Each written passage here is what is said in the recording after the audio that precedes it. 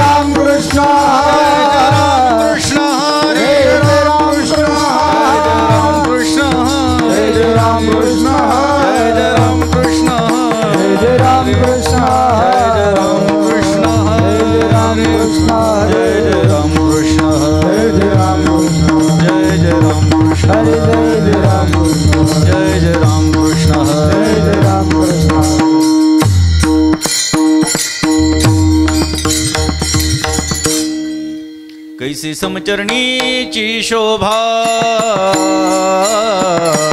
कैसी समचरणीची शोभा, कैसी समचरणीची शोभा, कैसी समचरणीची शोभा,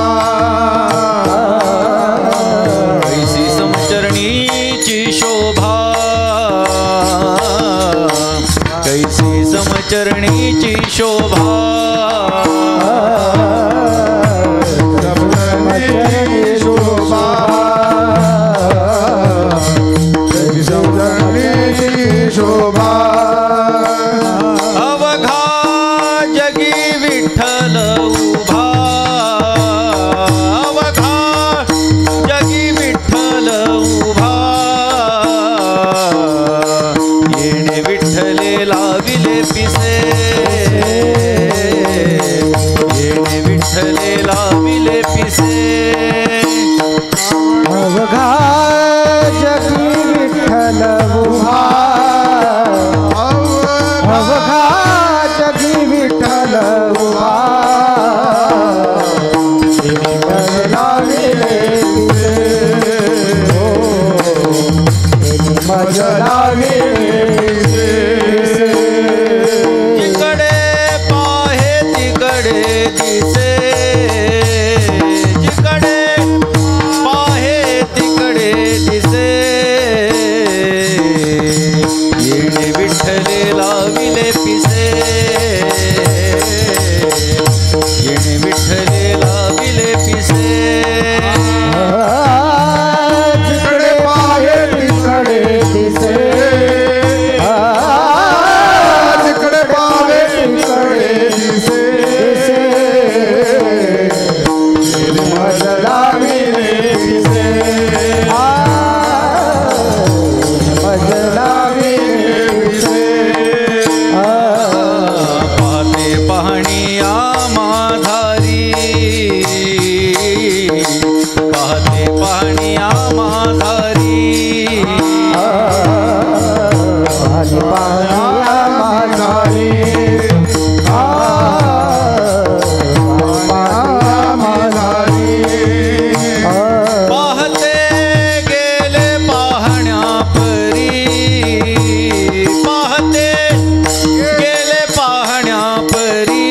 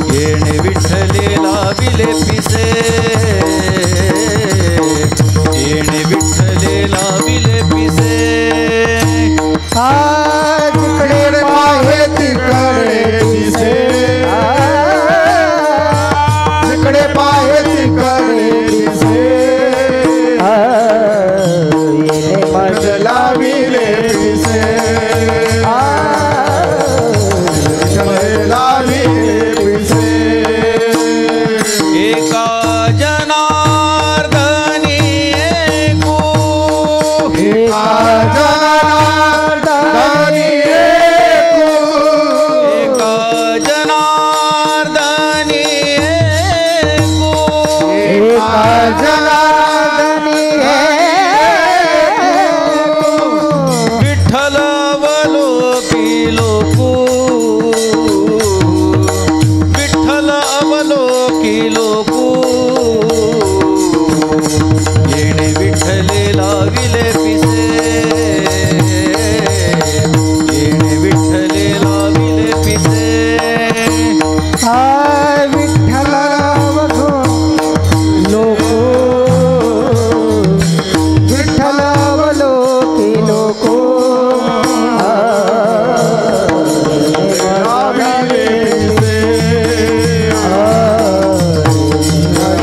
लाविले पिसे जिकडे पाहे तिकडे दिसे जिकडे पाहे तिकडे दिसे येणे विठ्ठले लाविले पिसे येणे विठ्ठले लाविले पिसे जिकडे पाहे तिकडे दिसे जिकडे पाहे तिकडे दिसे मज लाविले पिसे मज लाविले पिसे जय जय राम कृष्ण जय राम कृष्ण जय जय राम कृष्ण जय राम कृष्ण जय जय राम कृष्ण जय राम कृष्ण जय जय राम कृष्ण जय राम कृष्ण जय जय राम कृष्ण जय राम कृष्ण जय जय राम कृष्ण जय जय राम कृष्ण जय राम कृष्ण जय जय राम कृष्ण जय राम कृष्ण जय जय राम कृष्ण जय राम कृष्ण जय जय राम कृष्ण जय राम हरी जय जय राम कृष्ण हरी जय जय जय राम कृष्ण जय जय राम कृष्ण जय जय राम कृष्ण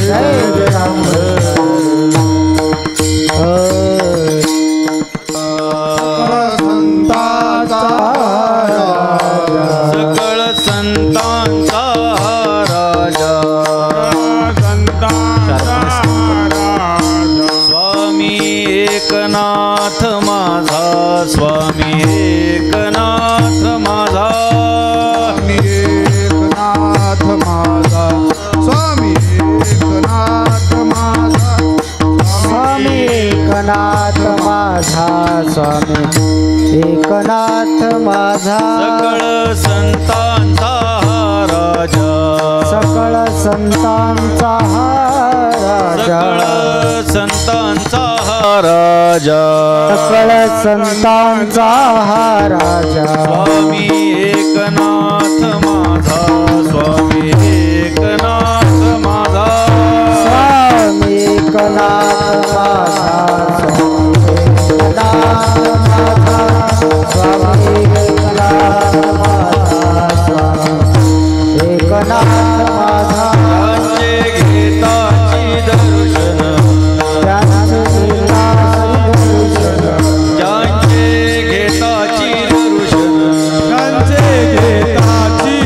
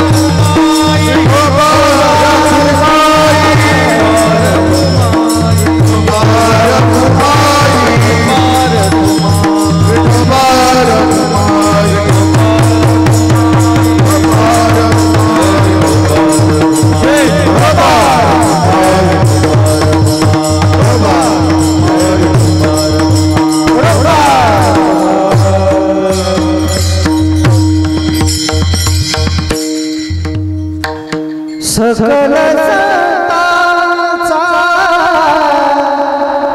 हा राजा, सकल संतांचा हा राजा,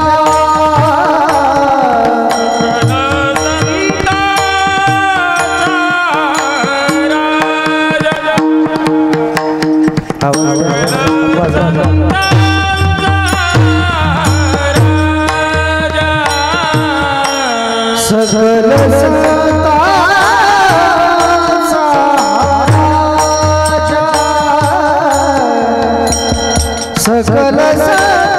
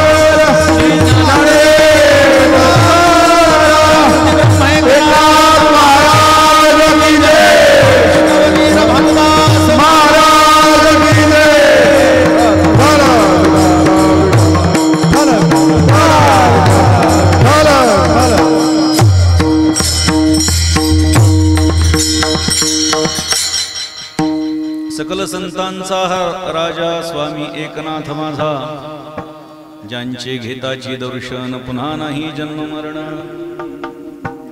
ज्यांचे वाचिता भागवत प्राणी होतो जीवनमुक्त, ज्यांचे घेताची दर्शन पुन्हा नाही जन्म मरण, निळा म्हणे लीन भावे, निळा म्हणे लीन भावे, शरण एकनाथा जावे, ज्यांचे घेताची दर्शन पुन्हा नाही जन्म मरण, विठ्ठल विठ्ठल विठ्ठल विठ्ठल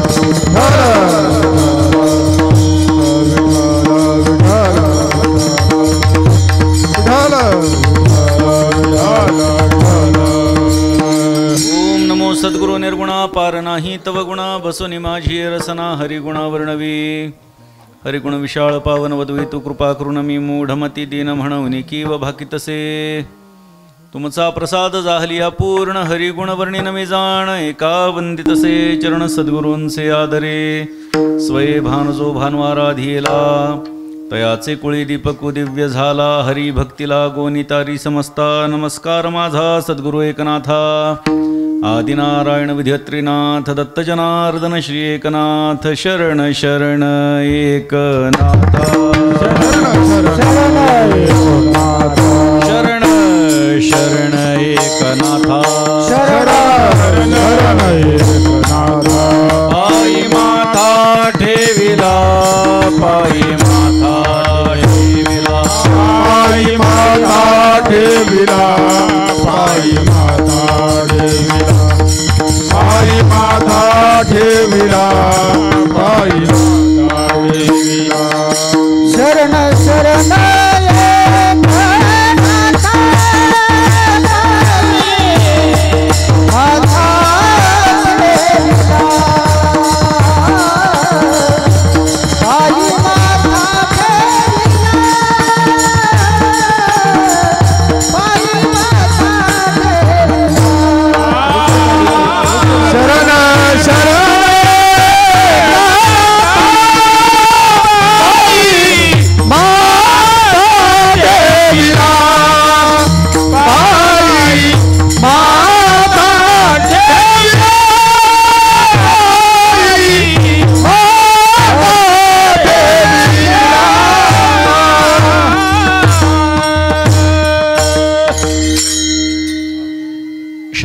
श्रीमंत शेखनाथ महाराजांचं यथार्थ वर्णन करणारा असा अभंग संत श्रेष्ठ निळोबारायांचा आज आपल्या वहागावमध्ये अखंड हरिनाम सप्ताहाचं जे 36वे वर्ष आहे त्याच्यासाठी सेवेकरता निवडलेलं आहे. खरं तर अभंगाचं चिंतन वेगळ्या दृष्टीनं करणं अपेक्षित होतं, परंतु या ठिकाणी आल्याच्या नंतर हरिभक्तीपरायण दत्तात्रय महाराज असतील, अतुलजी असतील आणि सगळी युवक मंडळी जी आहे त्यांनी अपेक्षा व्यक्त केली की एकनाथ महाराजांच्या संबंधानं जर काही चरित्राच्या संबंधानं जर चिंतन काही घडलं तर आणखी आम्हाला आवडेल आणि त्या पोटी हा अभंग आज सेवेकरता निवडलेला आहे. 36वे वर्ष आहे. त्रितपपूर्ती सोहळा आपण सर्वजण साजरा करत आहोत. तप म्हणजे 12 वर्ष, 12 36 असे 36 वर्ष या सप्ताहाला झालेली आहेत. 36 वर्ष हा कालखंड काही कमी नाही. एकनाथ महाराजांच्याकडे सुद्धा भगवंत हा 36 वर्ष राबलेला आहे. काही योग या सप्ताहाशी जुळले गेले. मला कळालं की 6 मार्चला या कार्यक्रमाची सुरुवात 35 वर्षांपूर्वी झाली होती. 36वे वर्ष आहे. माझा या सप्ताहाशी बादरायणी संबंध असा आहे की माझा जन्मदिवस हा तारखेनं 6 मार्च आणि त्याच दिवशी या सप्ताहाची सुरुवात झाली म्हणून आणखी एक जवळीकता मला या निमित्तानं या सप्ताहाची जाणवली. आणि दत्तात्रय महाराजांनी 35 वर्षांपूर्वी अखंड हरिनाम सप्ताहाचं हे रोपटं लावलं. इवलेचे रोप लाविले द्वारी त्याचा वेलू गेला गगनावरी. अशा पद्धतीनं आपण पाहू शकतो की पूर्ण मंडप भरलेला आहे. आपलं गाव जरी वाह गाव असलं तरी असं वाटतंय की वाह गाव असं म्हणावं असं वाटतंय. आणि आपण सर्वजण अतिशय चांगल्या पद्धतीनं हा कार्यक्रम या ठिकाणी करत आहात. खरं तर युवकांनी जिथे जिथे पुढाकार घेतलेला असतो त्या त्या ठिकाणी काही नाविन्य त्याच्यामध्ये येत असतं. परंतु एक भूमिका अशी लक्षात घेतली पाहिजे युवकांनी देखील की ज्याने ज्याने या उत्सवाची सुरुवात केली, ज्याने ज्याने हे रोपटं वाढवलं, त्यांची एक मेहनत, त्यांची मशागत त्या त्या गोष्टींसाठी असते. आणि म्हणून त्यांच्या कोणत्याही कष्टाला आपण कमी न लेखता किंवा आपण जे करत आहोत ते फारच छान करत आहोत असा विचार कधी करायचा नाही. आपल्या परीनं आपण जे करत आहोत ते अत्युत्तम करावं, परिसरामध्ये लोकांनी कौतुक करावं ही अपेक्षा बाळगावी. परंतु आम्ही जे करत आहोत ते तुमच्यापेक्षा भारी करत आहोत ही भावना मात्र तरुणांमध्ये नसावी. ही सर्वात महत्त्वाची भूमिका आपण लक्षात घेतली पाहिजे. जर सुरुवातच केली नसती तर ही अवस्था आज आली नसती. म्हणजे कोणीतरी सुरू करणारा आहे त्याला आपण महत्त्व दिलं पाहिजे. कोणीतरी चालवणारा आहे त्याला आपण महत्त्व दिलं पाहिजे. आणि म्हणून आपल्यापर्यंत चालवण्यासाठी मिळालेला आहे. जर आपल्याला या वर्षीपासून सप्ताह करण्याचा विचार मनामध्ये आला असता तर सप्ताह करणं किती अवघड आहे. रोज एक कीर्तनकार येणं म्हणजे रोज एक वऱ्हाड येण्यासारखं आहे. लक्षात ठेवा. वऱ्हाड आलं की नाही, येतंय की नाही, कायम धाकधूक असते. महाराज येतात की नाही, तारीख तर टाकली आहे, नाव तर टाकलं आहे, येत आहेत की नाही. मग लोक फोन करतात, महाराज कुठपर्यंत आले. महाराज सांगतात इथपर्यंत आलो, तिथपर्यंत आलो. तरी विश्वास बसत नाही. मग लोक म्हणतात महाराज जरा लोकेशन पाठवलं तर आम्हाला कळेल कुठपर्यंत. हे लोकेशन पाठव म्हणजे तुमच्या माहितीसाठी पाहिजे नसतं. खरोखर महाराज निघालेत की नाही हे जाणण्यासाठी ते पाहिजे असतं. निश्चितपणे पूर्वीच्या काळापेक्षा टेक्नॉलॉजी आलेली आहे. त्याचा वापर आपण करतो, करायला पाहिजे. काळानुरूप आपण वागलं पाहिजे. काळ जसा जसा पुढे जातो तसं तसं आपण राहिलं पाहिजे. चुकीच्या गोष्टींचा त्याग करून नव्या गोष्टीचा स्वीकार केला पाहिजे. आणि अशा गोष्टी केल्या तरच या गोष्टी टिकणाऱ्या आहेत हे आपण लक्षात घ्यावं. जुन्या लोकांनी सुद्धा तरुणांच्या हातात देण्याचा मोठेपणा दाखवणं हे सुद्धा काय सारखं सोपं नाही. लक्षात घ्या. त्या दशरथ राजाच्या कानाच्या जवळचा एक केस पांढरा झाला. मी नेहमी सांगत असतो, दशरथ राजाच्या कानाच्या जवळचा एक केस पांढरा झाला आणि त्याने आता विचार केला आता आपल्या मुलाला गादीवर बसवलं पाहिजे, पुढच्याकडे सत्ता दिली पाहिजे. इथं आमचे सगळे पांढरे होतात, पांढऱ्याचे सारखे सारखे काळे होतात, तरी सुद्धा आम्हाला पुढच्याकडे सत्ता द्यावी वाटत नाही. काय करायचंय? सप्ताह करणं हा एक प्रकारचा संसार आहे. लक्षात ठेवा. मी जरा स्पष्ट बोलतोय. सप्ताह करणं हा एक प्रकारे संसार करण्यासारखं झालेलं आहे. मान पान अमुक तमुक सगळ्या गोष्टी याच्यामध्ये आलेल्या आहेत. याच्या पुढे कुठेतरी आपण गेलं पाहिजे. पण ठीक आहे, कालानुरूप प्रत्येकाची व्यक्ती तितक्या प्रकृती, ज्याला म्हणतो पिंडे पिंडे मतिर्भिन्ना, हा तशा पद्धतीनं प्रत्येकाची आपली आपली मती असते आणि आपापल्या बुद्धीनं आपल्याला जसं वाटेल तशी अपेक्षा माणसं व्यक्त करत असतात. आणि आपण जी नावं कीर्तनकाराची निवडलेली आहेत अत्यंत वारकरी संप्रदायातली सेवाभावी वृत्ती असणारी ही सगळी मंडळी आहेत. कालही आपण जोशीबाबांचं कीर्तन ऐकलं. निश्चितपणे एक वेगळ्या पद्धतीचं एक मार्गदर्शन त्यांच्याकडून निश्चितच आपल्याला प्राप्त झालं असेल. सगळे कीर्तनकार आपण बघा, उद्या पोपट महाराज या ठिकाणी येणार आहेत. म्हणजे प्रत्येक जण जर आपण बघितलं ते काही विशिष्ट माणसं आपण निवडून काढलेली आहेत. त्यामुळे मार्गदर्शनसुद्धा महत्त्वाचं आहे. कार्य करत असताना नुसतं कार्य करणं महत्त्वाचं नसतं, नुसता रस्ता चालणं महत्त्वाचं नसतं. आपण कोणत्या रस्त्याने चाललेलो आहोत त्याचा विचार होणं गरजेचं आहे. पाऊलवाट पडलेली आहे, त्या पाऊलवाटानं जायला हरकत नाही, पण ती पाऊलवाट कुठे पोचती याचं ज्ञान आधी असलं पाहिजे. स्वतःचा स्वतंत्र जर का रस्ता बनवायचा असेल, पाऊलवाट बनवायची असेल तर मोठे कष्ट आहेत. आपल्याला आधी जायचं आहे, त्याच्यामध्ये किती आपल्याला खाच खळग्यातून पार करून पुढे जायचं आहे याची आपल्याला कल्पना नाही. परंतु प्रत्येक अनुभव हा स्वतःने घ्यायचा नसतो, दुसऱ्याच्या अनुभवावरून आपण शहाणं व्हायचं असतं. ज्या अर्थी पाऊलवाट गेलेली आहे त्या अर्थी निश्चित पुढे काहीतरी आहे, एवढी भावना निश्चितपणे अंतःकरणात असणं गरजेचं आहे. मग पाऊलवाट गेलेली आहे, महाजनो येन गतस्स पंथः. मोठी माणसं ज्या मार्गाने जातात त्याच मार्गाने लहान माणसांनी जायचं असतं. जास्त स्वतःचा स्वतंत्र रस्ता निवडण्याचं कारण नाही, कारण तुम्ही स्वतंत्र रस्ता निवडाल त्याला काही हरकत नाही, परंतु तो निवडल्याच्या नंतर तुम्ही इप्सितापर्यंत पोचालच, साध्यापर्यंत पोचालच असं सांगता येत नाही, कारण तुम्हालाच माहीत नाही पुढे काय आहे. त्यामुळे पुढे गेले त्यांचा शोधित मार्ग या न्यायानं आपण पाठीमागं चाललं पाहिजे.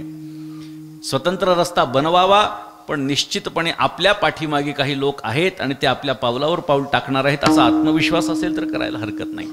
म्हणून आपण जुन्या लोकांकडून तो घेतलेला हा जो वसा आहे हा मोठ्या पटीनं आपण सर्वांनी वाढवलेला आहे, हे मला या दृष्टीनं समाधानाची बाब वाटते. आणि म्हणून या कार्यक्रमामध्ये आज 5व्या दिवसाची कीर्तन सेवा माझ्याकडे आलेली आहे. नाथ महाराजांचं वर्णन हे निळोबारायांनी केलं आहे.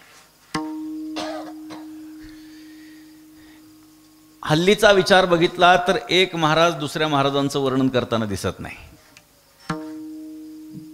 त्यांना असं वाटलं दुसऱ्याचा मोठेपणा केला तर कदाचित लोक आपल्याला लहान समजतील, पण जो खरा मोठा असतो तो स्वच्छंद गतीनं आपला विहार करत असतो. संत महात्मे एकमेकांच्या संदर्भामध्ये वर्णन करण्यामध्ये प्रवृत्त होताना आपण पाहू शकतो. नामदेवरायांनी ज्ञानोबारायांचं वर्णन केलेलं आहे, नाथ महाराजांनी ज्ञानोबारायांचं वर्णन केलंय, नामदेवरायांचं वर्णन केलेलं आहे. तुकाराम महाराजांनी ज्ञानेश्वर महाराजांचं वर्णन केलेलं आहे, नामदेव महाराजांचं वर्णन केलं आहे, एकनाथ महाराजांचं वर्णन केलेलं आहे. निळोबारायांनी सगळ्याच संतांचं वर्णन करून ठेवलेलं आहे. मग एकमेकांचं वर्णन करण्याची ही जी प्रवृत्ती आहे ती जर आपण बघितली तर या ठिकाणी मनाचा मोठेपणा आपल्याला सर्वत्र पाहायला सापडतो. मनाचा मोठेपणा सगळ्या संतांच्या ठिकाणी. म्हणून ज्ञानोबारायांचं वर्णन करत असताना कैवल्याचा पुतळा प्रगटला भूतळा, चैतन्याचा जिव्हाळा, ज्ञानोबा ही माझेपणाची जी भावना आहे. खरं तर माझेपणाची भावना ही परमार्थामध्ये अपेक्षित नाहीये, तरी सुद्धा हा दोष शपथ करून संतांना माझं म्हणण्याची एक शक्ती संतांकडे आहे. माझा काय सांगितलंय, मी आणि माझे पण विसरले जयाचे अंतःकरण पार्था तो संन्याशी जाण निरंतर. संन्याशी कोण आहे? जो मी आणि माझेपणाचा त्याग करता झालेला आहे, ज्याने मी आणि माझेपण वेगळ्या बाजूला ठेवलेला आहे, तो संन्यस्त वृत्तीचा आहे असं आपल्याला ज्ञानोबारायांनी सांगितलंय. पण इथे ज्ञानोबा माझा असं म्हणतात. मग या ठिकाणी जो माझेपणा आहे हा कशामुळे आलेला? हा प्रेमापोटी आलेला आहे, हा अपेक्षेपोटी आलेला नाही, हा प्रेमापोटी आलेला माझेपणा आहे. आणि त्यामुळे नामदेवरायांचं वर्णन करत असताना काय, धन्य धन्य नामदेव सर्व वैष्णवांचा राव. कोणाचाही मोठेपणा निश्चितपणे वर्णन करावा. माणसांच्या मनामध्ये मोठेपणा नसतो आणि त्यामुळे दुसऱ्याचं वर्णन करण्यामध्ये माणसं प्रवृत्त होताना दिसत नाहीत. वर्णन कोण करतंय आणि वर्णन कोणाचं होतंय याचं चिंतन केलं आणि ते दोघंही जर योग्य असतील, जे वर्णन होतंय त्याला योग्य समजायला हरकत नाही. वर्णन करणारा कोण आहे, वर्णन कोणाचं होत आहे, या दोन गोष्टी जर का चांगल्या असतील, हे दोघं जण जर का चांगले असतील तर वर्णन जे आहे ते चांगलं आहे, योग्य आहे, बरोबर आहे असं आपल्याला म्हणता येऊ शकतं. इथे वर्णन करणारे निळोबार आहेत, वर्णन होतंय एकनाथ महाराजांचं. त्यामुळे जे वर्णन होणार आहे ते निश्चितच यथायोग्य असणार आहे, यात तिळमात्र शंका नाही. संत महात्मे खोटं बोलण्याचं काही कारण नाही. कोण वर्णन करताय? उंटाचं लग्न होतं एकदा. मुंडावळ्या बांधून उंट उंटीन बसले. सगळ्या जंगलाला आमंत्रण दिलं. सगळ्या जंगलाला, सगळे प्राणी त्या ठिकाणी उपस्थित. मग आता ते त्यांची पद्धत काय असेल माहीत नाही, पण आपल्या पद्धतीनं आपण विचार करू. स्टेजवरती ते दोघं नवरा बायको बसलेले, प्रत्येक जण रांगेमध्ये येऊन त्यांना शुभेच्छा देत आहे. आल्यानंतर वा वा अभिनंदन वगैरे वगैरे सगळ्या गोष्टी चालू. एक एक एक एक एक एक माणसं येत आहेत. गाढव आलं. गाढवाने सांगितलं वा वा वा वा उंट महाराज, काय तुमचं रूप आहे, काय सुंदर दिसताय म्हणले तुम्ही. उंट सगळ्या प्राण्यांमध्ये कुरूप प्राणी. अगदी त्याचं पिल्लू जरी तुम्ही बघितलं तरी ते म्हाताऱ्यासारखं असतं नाही का. सगळे गाल असे लोंबकळलेले वगैरे वगैरे, दिसायला काय पाठ आडवी तिडवी शेपूट एवढीशी है ना, पाय वाकडे तिकडे, म्हणजे कुठल्याच दृष्टीने जर आपण बघितलं तर उंट काही सुंदर असू शकत नाही. लोकांना वर्णन करण्याची फार हौस. कोण वर्णन करताय लक्षात घ्या. ते लग्न झाल्यानंतर नवरा नवरी येतात, ते काहीतरी बांधलेलं असतं शॉल आणि ती साडीचं गाठ बांधलेली असते. ते आपले नमस्कार करतात. ते अर्थात ते पहिल्यांदा शेवटचा नमस्कार असतो बरं का. नंतर कधी असे काही कोणी नमस्कार करताना आपल्याला दिसत नाही. ते नमस्कार, तो नवरा सांगतो हे माझे अमुक आहे, ती पण हो म्हणती, ही सांगती माझे, हा पण हो म्हणतो. मग लोक कौतुक करतात, वा वा वा वा वा, लक्ष्मीनारायणाचा जोडा आहे बरं का, वा वा वा वा.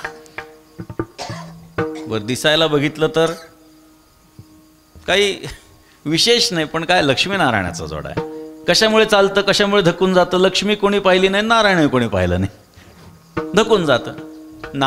गाढव आलं, वाह उंट महाराज काय सुंदर दिसताय म्हणजे, अगदी लक्ष्मीनारायणाचा जोडा, वा वा वा, फारच सुंदर फार सुंदर. आता उंटाच्या रूपाचं वर्णन जेव्हा गाढव करू लागलं तेव्हा उंटाने विचार केला, हा आपलं वर्णन करतोय, आपलं कौतुक करतोय, आपलं नाव तीनदा घेतोय. त्यांनी सांगितलं एक काम करा म्हणले गाढव महाराज, सगळ्यांची जेवणं झाली की आज तुमच्या गाण्याचा कार्यक्रम म्हणले. गाढव खुश. जेव्हा गाढव उंटाचं वर्णन करतो तेव्हा उंट गाढवाला कार्यक्रम देत असतो बरं का. हे सगळ्यांना नाही कळणार. जेव्हा गाढव उंटाचं वर्णन करतो तेव्हा उंट गाढवाला कार्यक्रम देत असतो बरं का. आता गाढवाचं गाणं सुरू झालं. आता गाढव गाणं म्हणायला सुरुवात करू लागला. आता उंट त्याच्या गाण्याचं वर्णन करू लागला. वा वा वा वा गाढव महाराज, काय षड्ज लावला, हा वा वा वा, काय तान मारली. उंट दिसायला चांगला नाही, गाढव त्याच्या रूपाचं वर्णन करतो. गाढवाचा आवाज चांगला नाही, उंट त्याच्या गाण्याचं वर्णन करतो. उपयोग काय. अहो रूपम अहो ध्वनी, वा काय सौंदर्य आहे, वा काय आवाज आहे, याला म्हणतात. उपयोगाचं नाही. वर्णन कोण करतंय, वर्णन कोणाचं होतंय याला महत्व आहे. निळोबाराय वर्णन करतात, एकनाथ महाराजांचं वर्णन करतात. आता निळोबाराय वर्णन करतात. निळोबारायांचा अधिकार काय आहे. तुकोबारायांना वैकुंठातून खाली बोलवण्याचा अधिकार असणारे निळोबाराय आहेत, लक्षात ठेवा. तुकोबाराय 2-3 जणांसाठी जे खाली आले, आपल्या मुलीसाठी, निळोबारायांसाठी अजून 1-2 जणांसाठी जे खाली आले, त्यापैकी निळोबारायांचा एक क्रमांक लागतो की त्यांच्यासाठी तुकोबारायांना पुन्हा पृथ्वी तलावरती यावं लागलं अनुग्रह करण्याच्यासाठी. मग तुकोबाराय ज्यांना अनुग्रह द्यायचा आहे, ज्यांना अनुग्रह देण्यासाठी तुकोबाराय खाली आली, ती व्यक्ती साधी असेल का मला सांगा. ती व्यक्ती साधी नाही आहे. निळोबारायांचं चिंतन जर केलं तर निळोबाराय हे गुरुभक्त परायण आहेत. आपल्या सद्गुरूंच्या विषयी जी श्रद्धा त्यांच्या अंतःकरणात आहे, ती श्रद्धा त्यांना सगळ्यांपेक्षा वेगळं ठरवते. याच्यातून एक संदेश मात्र आम्हाला संतांनी दिलेला आहे. तुकोबारायांचा धावा जेव्हा निळोबाराय करत होते तेव्हा आधी कोण प्रकट झालं. देव. सांगितलं निळोबा मी आलोय, उठ. येथे तुझं लागी बोलाविले कोणी, प्रार्थिल्या वाचून आलासे का. तुला कोणी बोलवलंय देवा. मी तुझा धावा नाही तर तुकोबारायांचा धावा करतो, येऊ नकोस तू. हे म्हणण्यासाठी सुद्धा ताकद पाहिजे. देव भेटला, लक्षात घ्या, आणि मग संत भेटले. आधी देव भेटला मग संत भेटले. देव भेटणं सोपं आहे, संत भेटणं अवघड आहे. विठ्ठल विठ्ठल.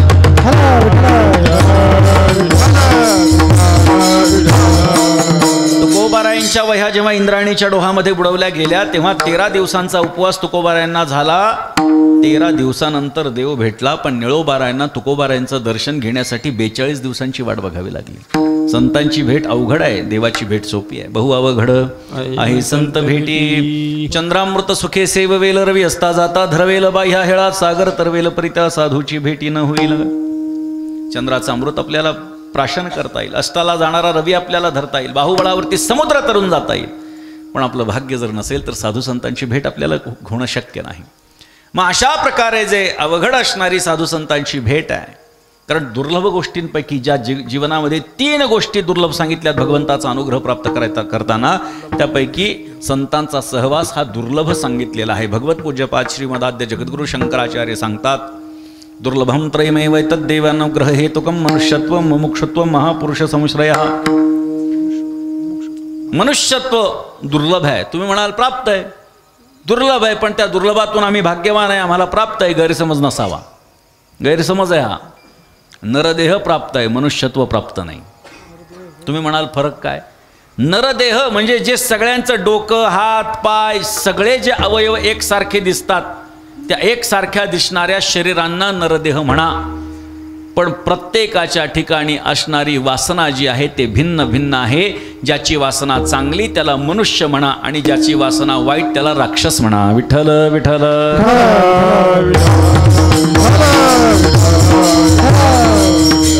मग आपण मनुष्य म्हणवण्याच्या पात्रतेचे लायकीचे आहोत का याचं चिंतन व्हावं. आम्हाला मनुष्यत्व स्वतःच्या ठिकाणी आहे का याचं चिंतन करण्यासाठी गरजेचं वाटतं. त्याचं कारण आहे, नरदेहाला आलेलो आहोत परंतु आपण सर्वजण मनुष्य नाही आहेत. म्हणून दुर्लभ काय सांगितलं? मनुष्यत्वम मुमुक्षुत्वम, भगवंताच्या प्राप्तीची इच्छा, ही दुसरी दुर्लभ गोष्ट आहे.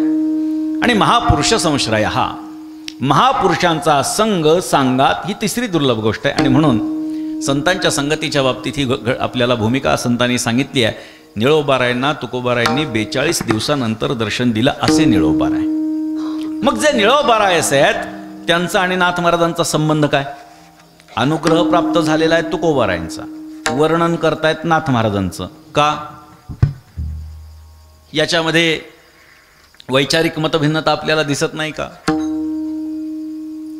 गुरु एक आहेत आणि वर्णन दुसऱ्याचं करायचं. एकाचंच वर्णन होतंय, लक्षात ठेवा. महाविष्णूचा अवतार सखा माझा ज्ञानेश्वर, भानुदासाचे कुळी महाविष्णूचा अवतार एकनाथ महाराज. आणि तुकोबाराय काय? तुकोबाराय सुद्धा महाविष्णूचेच अवतार सांगितले गेलेले आहेत. म्हणजे हा तुका विष्णू नाही तुझा, म्हणजे तुका विष्णू तुझा नाही म्हणजे महाविष्णूचा. म्हणजे हे 3ही महाविष्णू आहेत. त्यामुळे निळोबारायने वर्णन जरी नाथ महाराजांचं केलं तरी ते कोणाचं केलंय? महाविष्णूचं केलेलं आहे. आणि त्यामुळे गुरुद्रोह घडत नाही, हा एक भाग. पण तसं विचारात न घेता जर आपण बघितलं की एकनाथ महाराजांचं वर्णन करतायत, काही हरकत नाही, संत एकमेकांचं वर्णन करतात. पण जर स्वतःचे सद्गुरू असताना दुसऱ्याच्या गुरुला आपण जर सद्गुरू म्हणू लागलो तर तो द्रोह आहे. तो द्रोह आहे. आपले सद्गुरू आहेत पण दुसऱ्याच्या गुरुला जर आपण गुरु मानू लागलो तर द्रोह आहे. कारण आपण आपल्या गुरुची साथ सोडतोय, द्रोह आहे. या ठिकाणी जर आपण बघितलं तर नाथ महाराजांच्याही संबंधानं असे काही शब्द आपल्याला पाहायला सापडतील. ज्ञानोबारायांचं वर्णन करत असताना नाथ महाराजांचा अभंग आहे, श्री गुरु भेटले ज्ञानेश्वर. नाथ महाराजांचे श्री गुरु तर जनार्दन स्वामी आहेत, तरी सुद्धा म्हणताय श्री गुरु भेटले ज्ञानेश्वर. किंवा तुमचा अनुग्रह लाधलो, तुमचा अनुग्रह लाधलो, तुमचा अनुग्रह लाधलो, तुमचा अनुग्रह लाधलो. पावना झालो सरासरी, पावना झालो सरासरी, तुमचा अनुग्रह लाधलो, तुमचा अनुग्रह लाधलो. पावना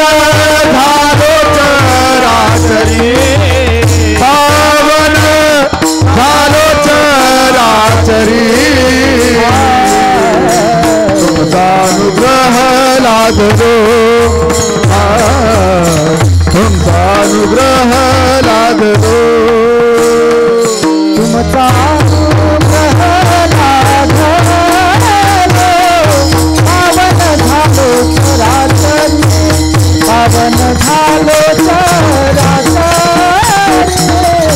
पावन झालो चराचरी अनुग्रह लाभलो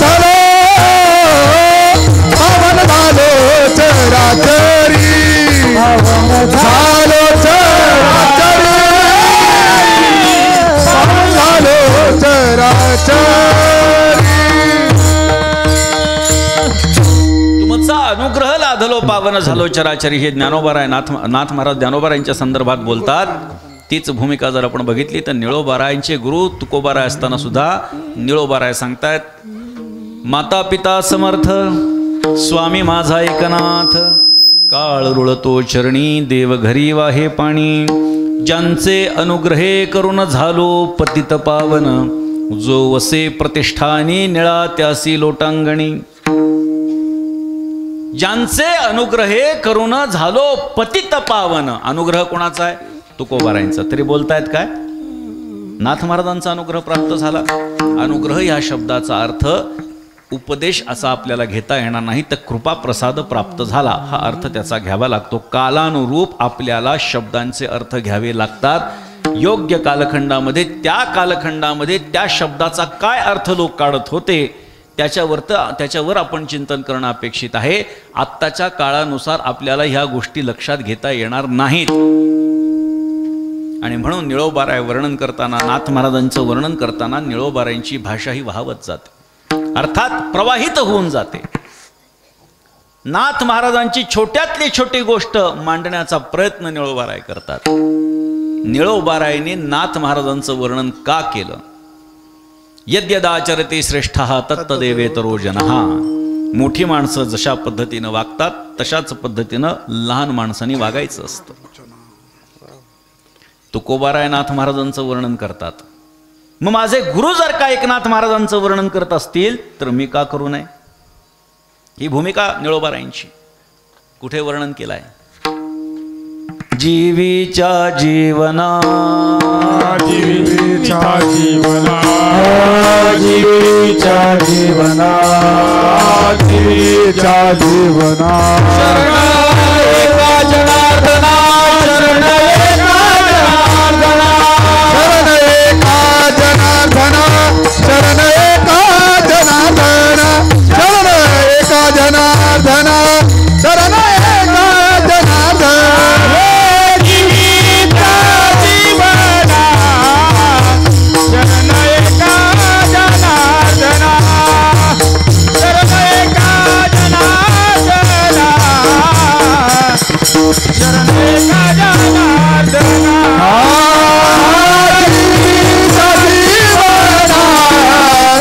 शरण एका जनार्दना, शरण एका जनार्दना, शरण एका जनार्दना.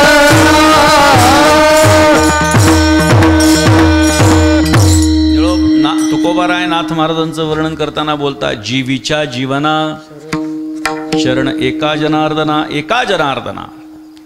जीवित नाथ महाराज तुकोबारायांसाठी काय त्यांची भाषा बघा, त्यांची भावना बघा.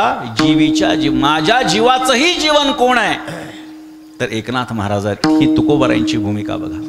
अनेक ठिकाणी वर्णन आहे. शरण शरण एकनाथ आपण अभंग लावला इथे. पायी माथा ठेविला नका पाहू गुणदोष, झालो दास पायाचा, आता मज उपेक्षिता नाही सत्ता पुली, तुका म्हणे भागवत केले श्रुत सकळा. ब्राह्मणाचा पोरा खेळिया एका भला, पोरा खेळिया, ब्राह्मणाचा पोर खेळिया एका भला, तेणे जन खेळ कर केला रे, तेणे जन खेळ कर केला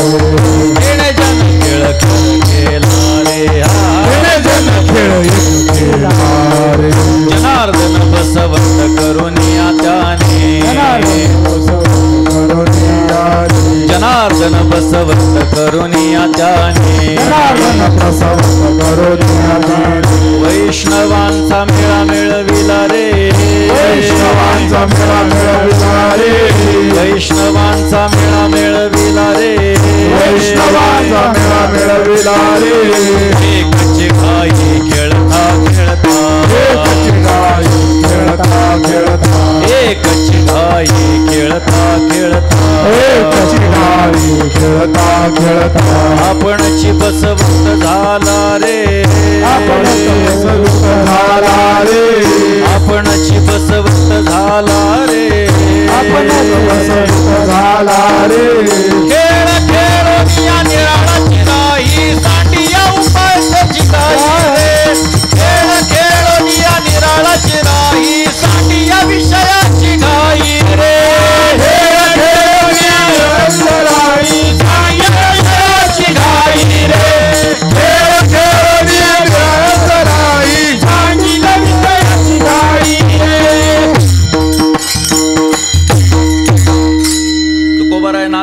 महाराजांचं वर्णन करतात. ब्राह्मणाचा पोर खेळिया एका भला तेणे जन खेळ कर केला रे. आपल्याला माहिती आहे भारुडनाथ महाराजांचे प्रसिद्ध आहेत. जन खेळ कर केला रे म्हणजे काय? हसत खेळत नाथ महाराजांनी लोकांना परमार्थ उतरवला गळी. किती उदाहरणं द्यायची. नाथ महाराजांची सांसारिक जर आपण भारुडं बघितली तर आपल्याला लक्षात येईल की त्यामध्ये किती विविधता आहे. सत्वर पावगे मला भवानी आई रोडगा वाहीन तुला, सासरा माझा गावी गेला तिकडेच खपवी त्याला भवानी आई रोडगा वाहीन तुला. पुढं अजून आनंददायी आहे बरं का. सासू माझी जाच करते लवकर निर्दळी तिला. अजून आनंददायी म्हटलं ना. जाऊ माझी फडफड बोलते बोळकी करग तिला किंवा बोडकी करग तिला भवानी आई रोडगा वाहीन तुला. नणंदेचे पोर किरकिर करते खरोज होऊ दे त्याला भवानी आई रोडगा वाहीन तुला. दादला मारुनी आहुती देईन मोकळी करग मला भवानी आई रोडगा वाहीन तुला. एका जनार्दनी सगळेच जाऊ दे एकटीच राहू दे मला भवानी आई रोडगा वाहीन तुला. अर्धवट ऐकून कोणी देवीला असं मागणं मागू नका बरं का. कारण भूमिका वेगळी आहे इथे. काही उपमेय आहे, काही उपमान आहे, रूपक आहे. आणि त्याच्यामुळे सासरा कोण, सासू कोण, नणंद कोण, जाऊ कोण, नणंदेचं लेकरू कोण, ह्या दादला कोण, ह्या सगळ्या गोष्टी लक्षात घेतल्या पाहिजेत. म्हणजे हसत खेळत नाथ महाराजांनी लोकांना परमार्थ शिकवला. ब्राह्मणाचा पोर खेळिया एका भला तेणे जन खेळकर केला रे. जनार्दन बसवंत करून या त्याने वैष्णवांचा मेळा मिळविला रे. जनार्दन बसवंत म्हणजे सद्गुरू, जनार्दन स्वामींना सद्गुरू केलं आणि त्यांनी काय केलं? वैष्णवांचा मेळा मिळविला रे. एकची घाई खेळता खेळता आपणची बसवंत झाला रे. आणि असं करता करता लोक जमवता जमवता आपणच सद्गुरू पदावरती आरूढ झाले. अशा पद्धतीने एकनाथ महाराजांचं वर्णन तुकोबाराय करतात. म्हणजे एकनाथ महाराजांचं किंवा एकोबाची ऋण फेडी ऋषिकेशी अंबरीशीचे सोशी गर्भवास इथेही तुकोबारायांनी नाथ महाराजांचं वर्णन केलेलं आहे. एक जण माझ्याशी तंडला. स्वतःला वारकरी संप्रदायाचं फार मोठं नेतृत्व समजणारा एक नडला. तो म्हटला तुम्ही नाथ महाराजांचं वर्णन करणारे तुकोबारायांचे भरपूर अभंग आहेत, प्रमाण आहेत वगैरे असं सांगितलं म्हणे. मी गाथेचा अभ्यासक आहे म्हणे आणि एकनाथ हे नाव मला कुठेही गाथेमध्ये दिसलं नाही. शरण शरण एकनाथामध्ये एकनाथ हे नाव आहे. पण त्याला म्हणलं गृहस्था सत्पुरुषा तुकोबारायांनी जे नाथ बरं याचा अभ्यास कसा? मोबाईलवर एकनाथ सापडतंय का? नाही का. आता मी कीर्तन जेव्हा अभंग घेतला प्रत्येक काय जण काय करत होता? मोबाईलमध्ये बघत होता. ज्या आरती योगीराज महाराज आहेत नाथ महाराजांची वंशीज आहेत म्हणजे नाथ महाराजांचा घेतलेलं दिसतंय. अहो पण एकनाथ महाराजांचं वर्णन करणारा अभंग एकनाथ महाराज कसा लिहू शकतात नाही का? तरी एकनाथ महाराजांच्या गाथेत बघायचं. निळोबारायांनी लिहिलाय. त्यांनी शब्द काय बघितला? एकनाथ. म्हटले माझा अभ्यास आहे की नाथ महाराजांचं वर्णन तुकोबारायांनी कुठेच केलं नाही, तुम्ही कसं काय कीर्तनात बोलता?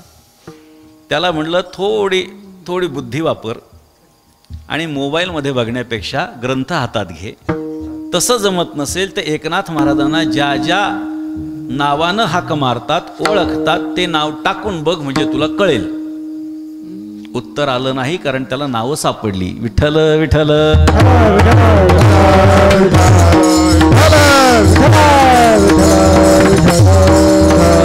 त्यामुळे तुकोबारायांनी नाथ महाराजांचं खूप मोठ्या प्रमाणामध्ये वर्णन केलेलं आहे. आणि तीच री ओढत निळोबाराय सुद्धा नाथ महाराजांचं वर्णन करू लागले. पण नाथ महाराजांबद्दल एवढं निळोबारायांना माहिती कसं याचं जर चिंतन केलं तर त्याचं गमक एका गोष्टीमध्ये आहे की निळोबाराय हे पैठणचे महिन्याचे वारकरी होते.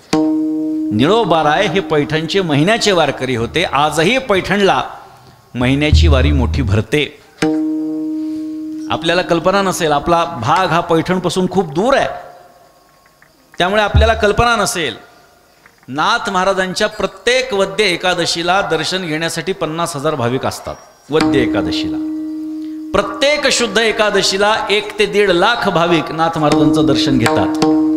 कार्तिकी एकादशीला 2-2.5 लाख, आषाढी एकादशीला 3-3.5 लाख आणि एकनाथ षष्ठीच्या दिवशी 7 ते 8 लाख भाविक नाथ महाराजांचं दर्शन घेतात. रोज 10,000 भाविक नाथ महाराजांचं दर्शन घेण्यासाठी पैठणला येतात.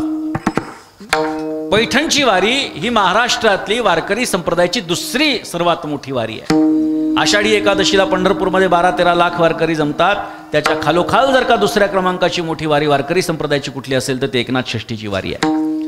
आपण तिकडे येत नाहीत म्हणून आपल्याला माहिती नाही की नाथ महाराजांचं ऐश्वर्य काय. जी जी मंडळी पैठणला षष्ठीला येऊन गेली आहेत त्यांना माहिती आहे की नाथ महाराजांचं काय ऐश्वर्य आहे. 700च्या वर दिंड्या आणि गोदावरी मातेच्या वाळवंटामध्ये मोठ्या मोठ्या प्रमाणामध्ये फड आजही भरले जातात. आज कुठेही असा आनंद आपल्याला फडाचा घेता येत नाही, एवढा आनंद आपल्याला पैठणमध्ये मिळतो. हे नाथ महाराजांचं ऐश्वर्य. महिन्याची वारी नाथ महाराजांची ही प्रसिद्ध आणि म्हणून निळोबाराय पैठणच्या वारीला यायचे. एकनाथ महाराजांचं चरित्र त्यांना माहिती होतं, ज्ञात होतं आणि त्यामुळे लोकांकडून ऐकलेल्या गोष्टी, काही चरित्र वाचल्याच्या नंतर माहिती झालेल्या गोष्टी या सगळ्यांचं एकत्रीकरण करून निळोबारायांनी नाथ महाराजांचे अनेक त्यांचं वर्णन करणारे अभंग लिहिलेले आहेत. वेगवेगळ्या प्रसंगाचंही वर्णन निळोबारायांनी केलेलं आहे. नाथ महाराजांचं एक वेगळ्याही पद्धतीनं म्हणजे नाथ महाराजांची जी मुख्य आरती आहे की जी आमच्या परंपरेमध्ये सर्वात दिंडीच्या नंतर म्हटली जाते, भानुदासाचे कुळी महाविष्णूचा अवतार निळोबारायांनी लिहिली आहे. आणि म्हणून एकनाथ महाराजांचं एकंदरीत समग्र चरित्र जेव्हा निळोबारायांनी अभ्यासलं तेव्हा एकनाथ महाराजांच्या बाबतीमध्ये त्यांच्या अंतःकरणामध्ये अतिशय विनम्र भाव असा जागृत झाला आणि नाथ महाराजांचं वर्णन करण्यामध्ये ते प्रवृत्त झाले. नाथ महाराज हे इतर संतांसारखे निळोबारायांना भासले नाहीत. इतर संतांसारखे म्हणजे काय, इथे काही कुणाचा भेद करायचा किंवा कुणाला कमी लेखायचा हा भाव नाही. परंतु बाकीचे संत स्वतःच्या परमार्थामध्ये मग्न आहेत. परंतु एकनाथ महाराजांचं वैशिष्ट्य असं आहे की ते स्वतःचा तर परमार्थ करतायतच पण लोकांनाही परमार्थ मार्गाला लावण्याचं महत् कार्य करतायत. बरं फक्त परमार्थाला लावतायत असं नाही, सगळ्या दृष्टीनं ऐश्वर्य संपन्न त्याच्या ठिकाणी आहे त्यांच्या. आणि म्हणून ज्या ठिकाणी ऐश्वर्य असतं त्या ठिकाणी राजेपण असतं आणि ज्या ठिकाणी राजेपण असतं त्या ठिकाणी ऐश्वर्य असतं. मग हे ऐश्वर्य नाथ महाराजांचं निळोबारायांनी बघितलं आणि नाथ महाराजांना राजाची उपमा दिली अभंगाच्या. सकल संतांचा राजा, सकल संतांचा राजा, सकल संतांचा राजा, सकल संतांचा राजा, सकल संतांचा राजा, सकल संतांचा राजा, सकल संतांचा राजा, सकल संतांचा राजा, सकल संतांचा राजा, सकल संतांचा राजा, सकल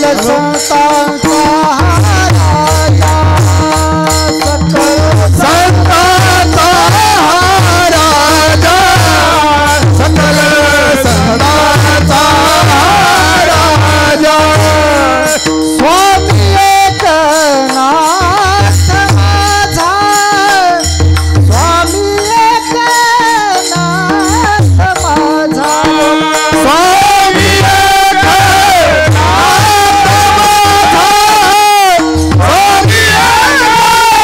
एकनाथ माझा, स्वामी एकनाथ माझा, स्वामी एकनाथ माझा, स्वामी एकनाथ माझा,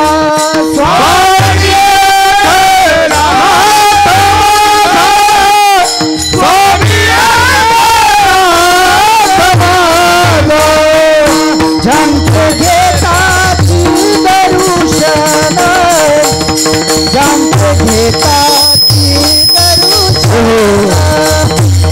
जंत घेताची दरुशन, जंत घेताची दरुशन, त्यांचे घेताची दरुशन, त्यांचे घेताची दरुशन, त्यांचे घेताची दरुशन, त्यांचे घेताची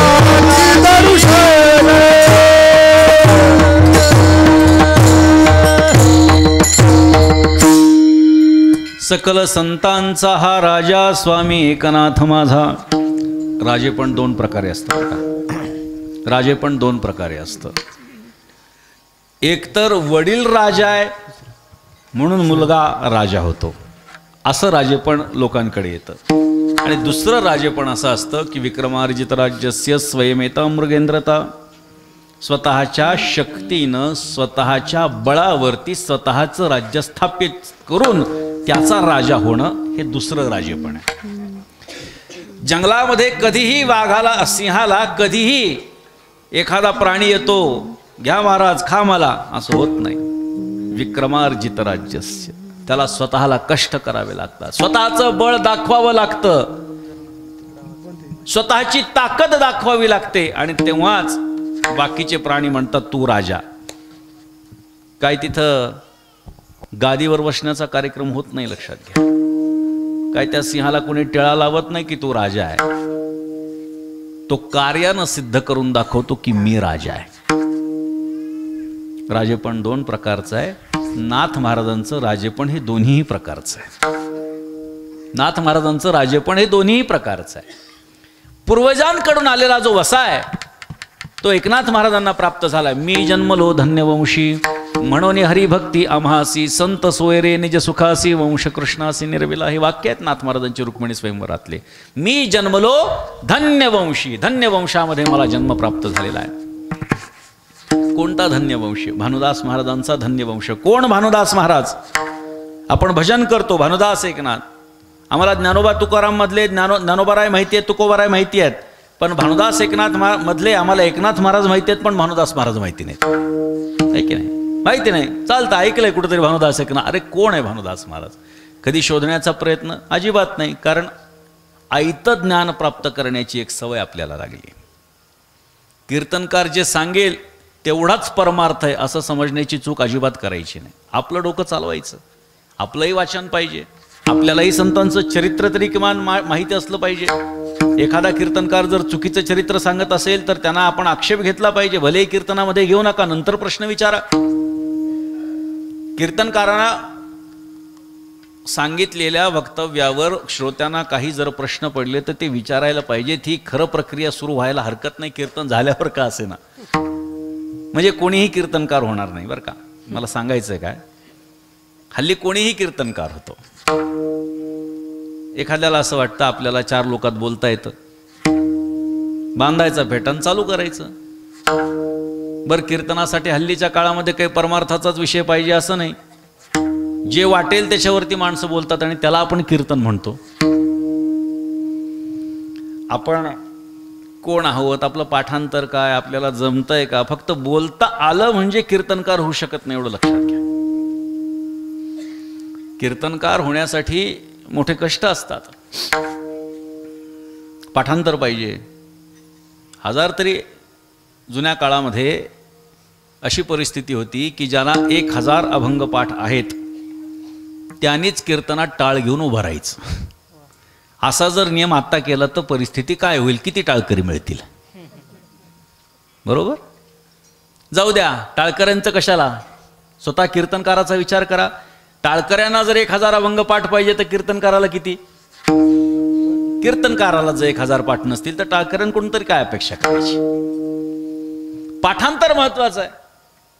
एक जण आला आमच्याकडे,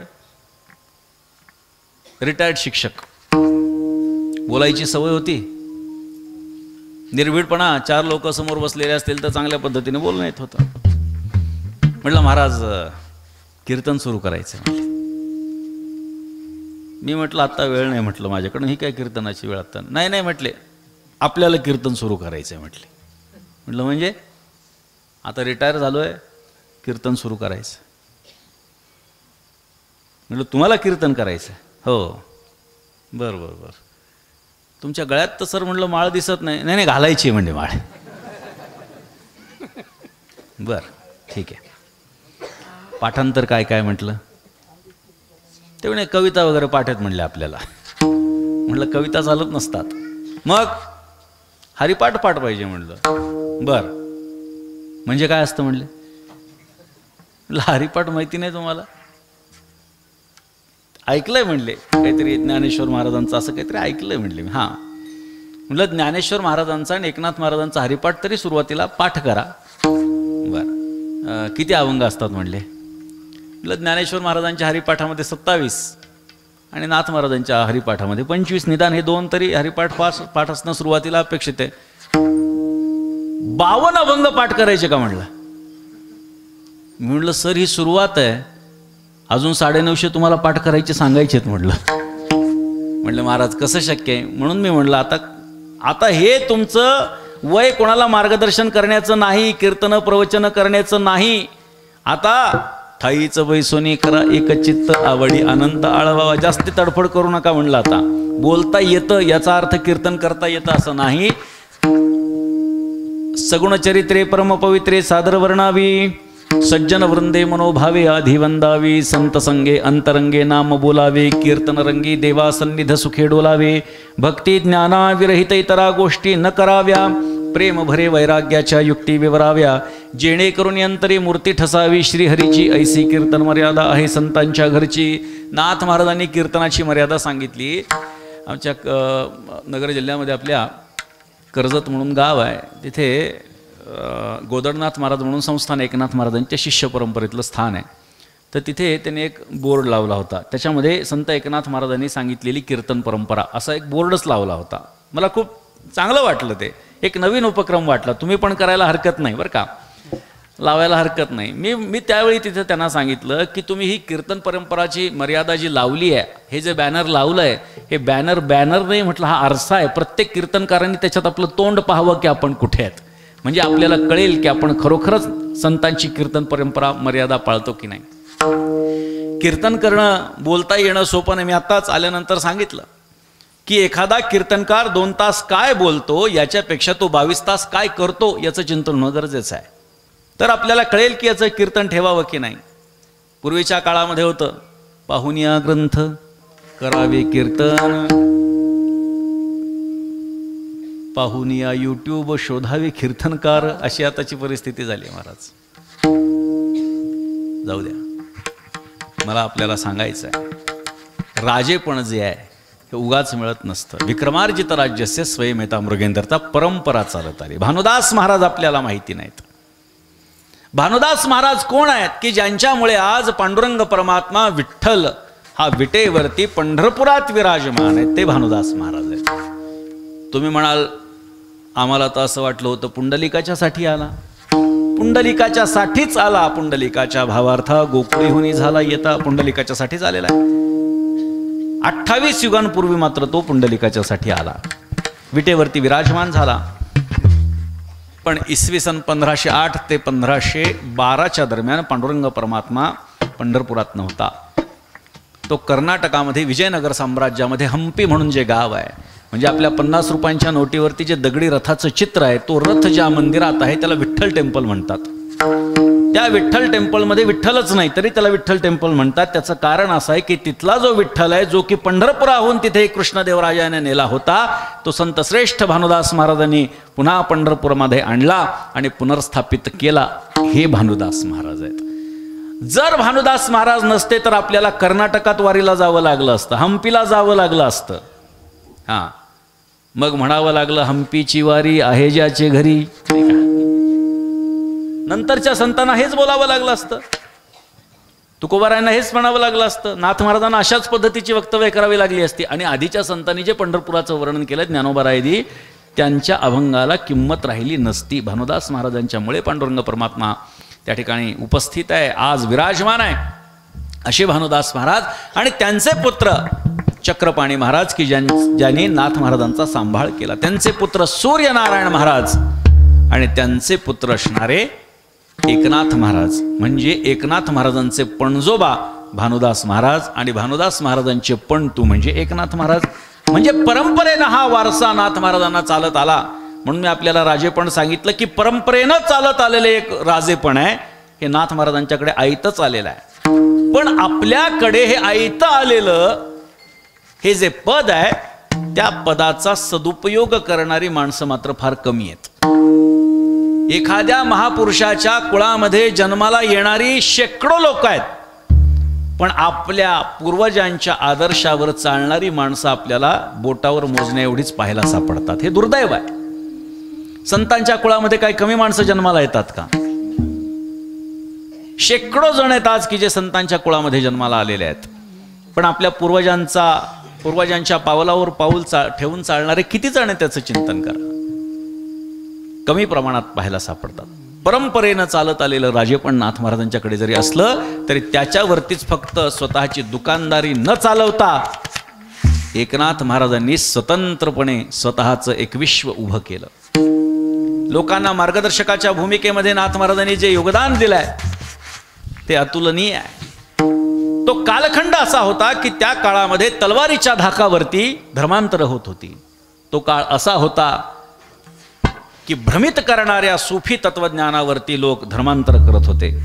आणि अशा परिस्थितीमध्ये बहामनी राजवटीच्या कालखंडामध्ये एकनाथ महाराजांचा अवतार झालेला आहे. नामदेवराय असतील, ज्ञानोबाराय असतील, यादवांचा कालखंड आहे. परकीय आक्रमक त्या ठिकाणी आलेली नव्हती. तुकाराम महाराज असतील, निळोबाराय असतील, छत्रपती शिवाजी महाराजांचा कालखंड होता. त्या कालखंडामध्ये हिंदवी स्वराज्याची स्थापना शिवाजी महाराजांनी केली होती.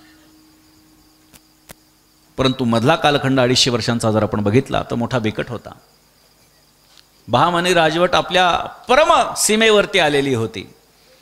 आणि अशा परिस्थितीमध्ये परमार्थ लोकांमध्ये जागृत ठेवणं हे फार सोपं नव्हतं. नाथ महाराजांनी त्यांच्या कालखंडामध्ये अनेक मंदिरं बांधली. जेव्हा की कीर्तन प्रवचन मोठ्या स्वरूपामध्ये करणं त्या काळामध्ये दंडनीय अपराध असायचा, त्या कालखंडात एकनाथ महाराजांनी कितीतरी मंदिरं बांधली. काय कार्य! नाथ महाराजांनी विक्रमार्जित राज्यस्य स्वयमेता मृगेंद्रता जे मी म्हणतोय, स्वतःच्या कर्तृत्वानं कार्यकौशल्यानं नाथ महाराजांनी हा मोठेपणा प्राप्त केलेला आहे. नाथ महाराजांच्याकडे बघितल्याच्या नंतर त्यांच्या सगळ्याच गोष्टी सर्वश्रेष्ठ आहेत.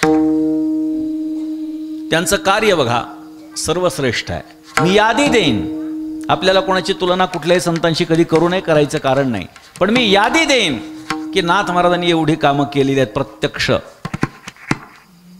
नाथ महाराजांचे ग्रंथ सर्वात जास्त, ज्ञानोबारायांपासून निळोबारायांपर्यंतच्या सगळ्या संतांचं वाङ्मय जर एकत्रित केलं आणि कोणाचं किती याचं जर चिंतन केलं तर एकट्या एकनाथ महाराजांचं वाङ्मय 50% आहे.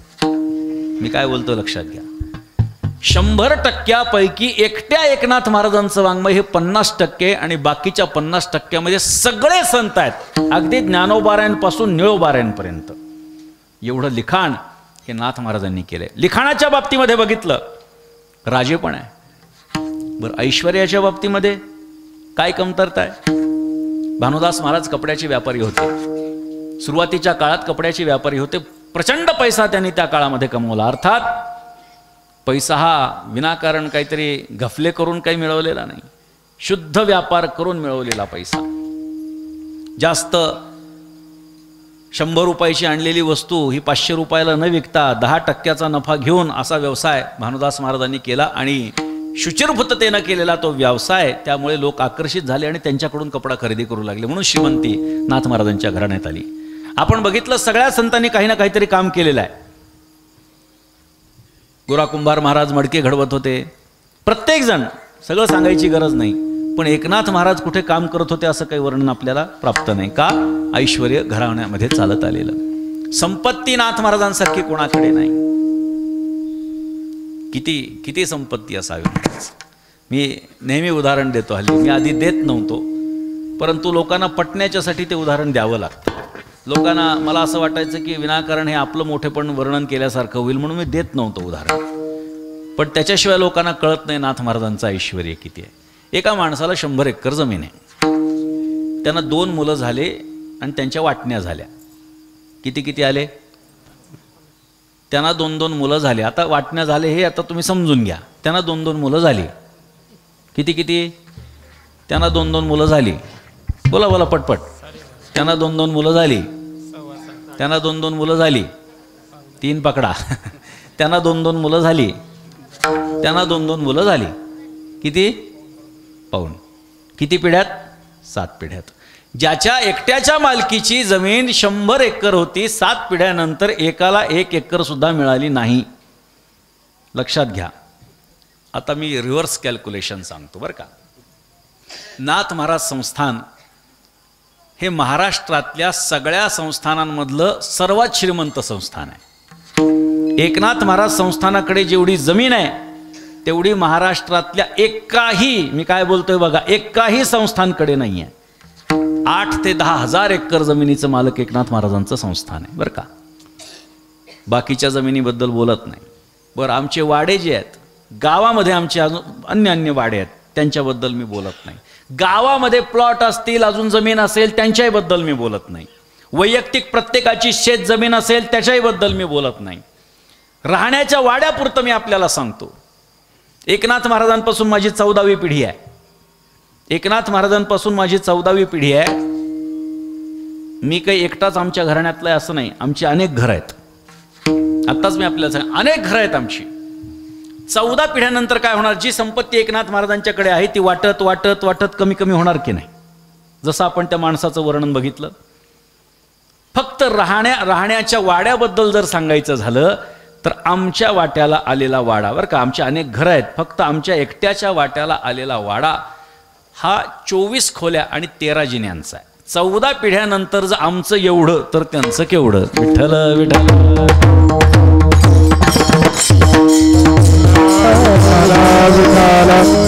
सांगू का, अहो 1950 पर्यंत आमच्या दारात हत्ती झुलत होता.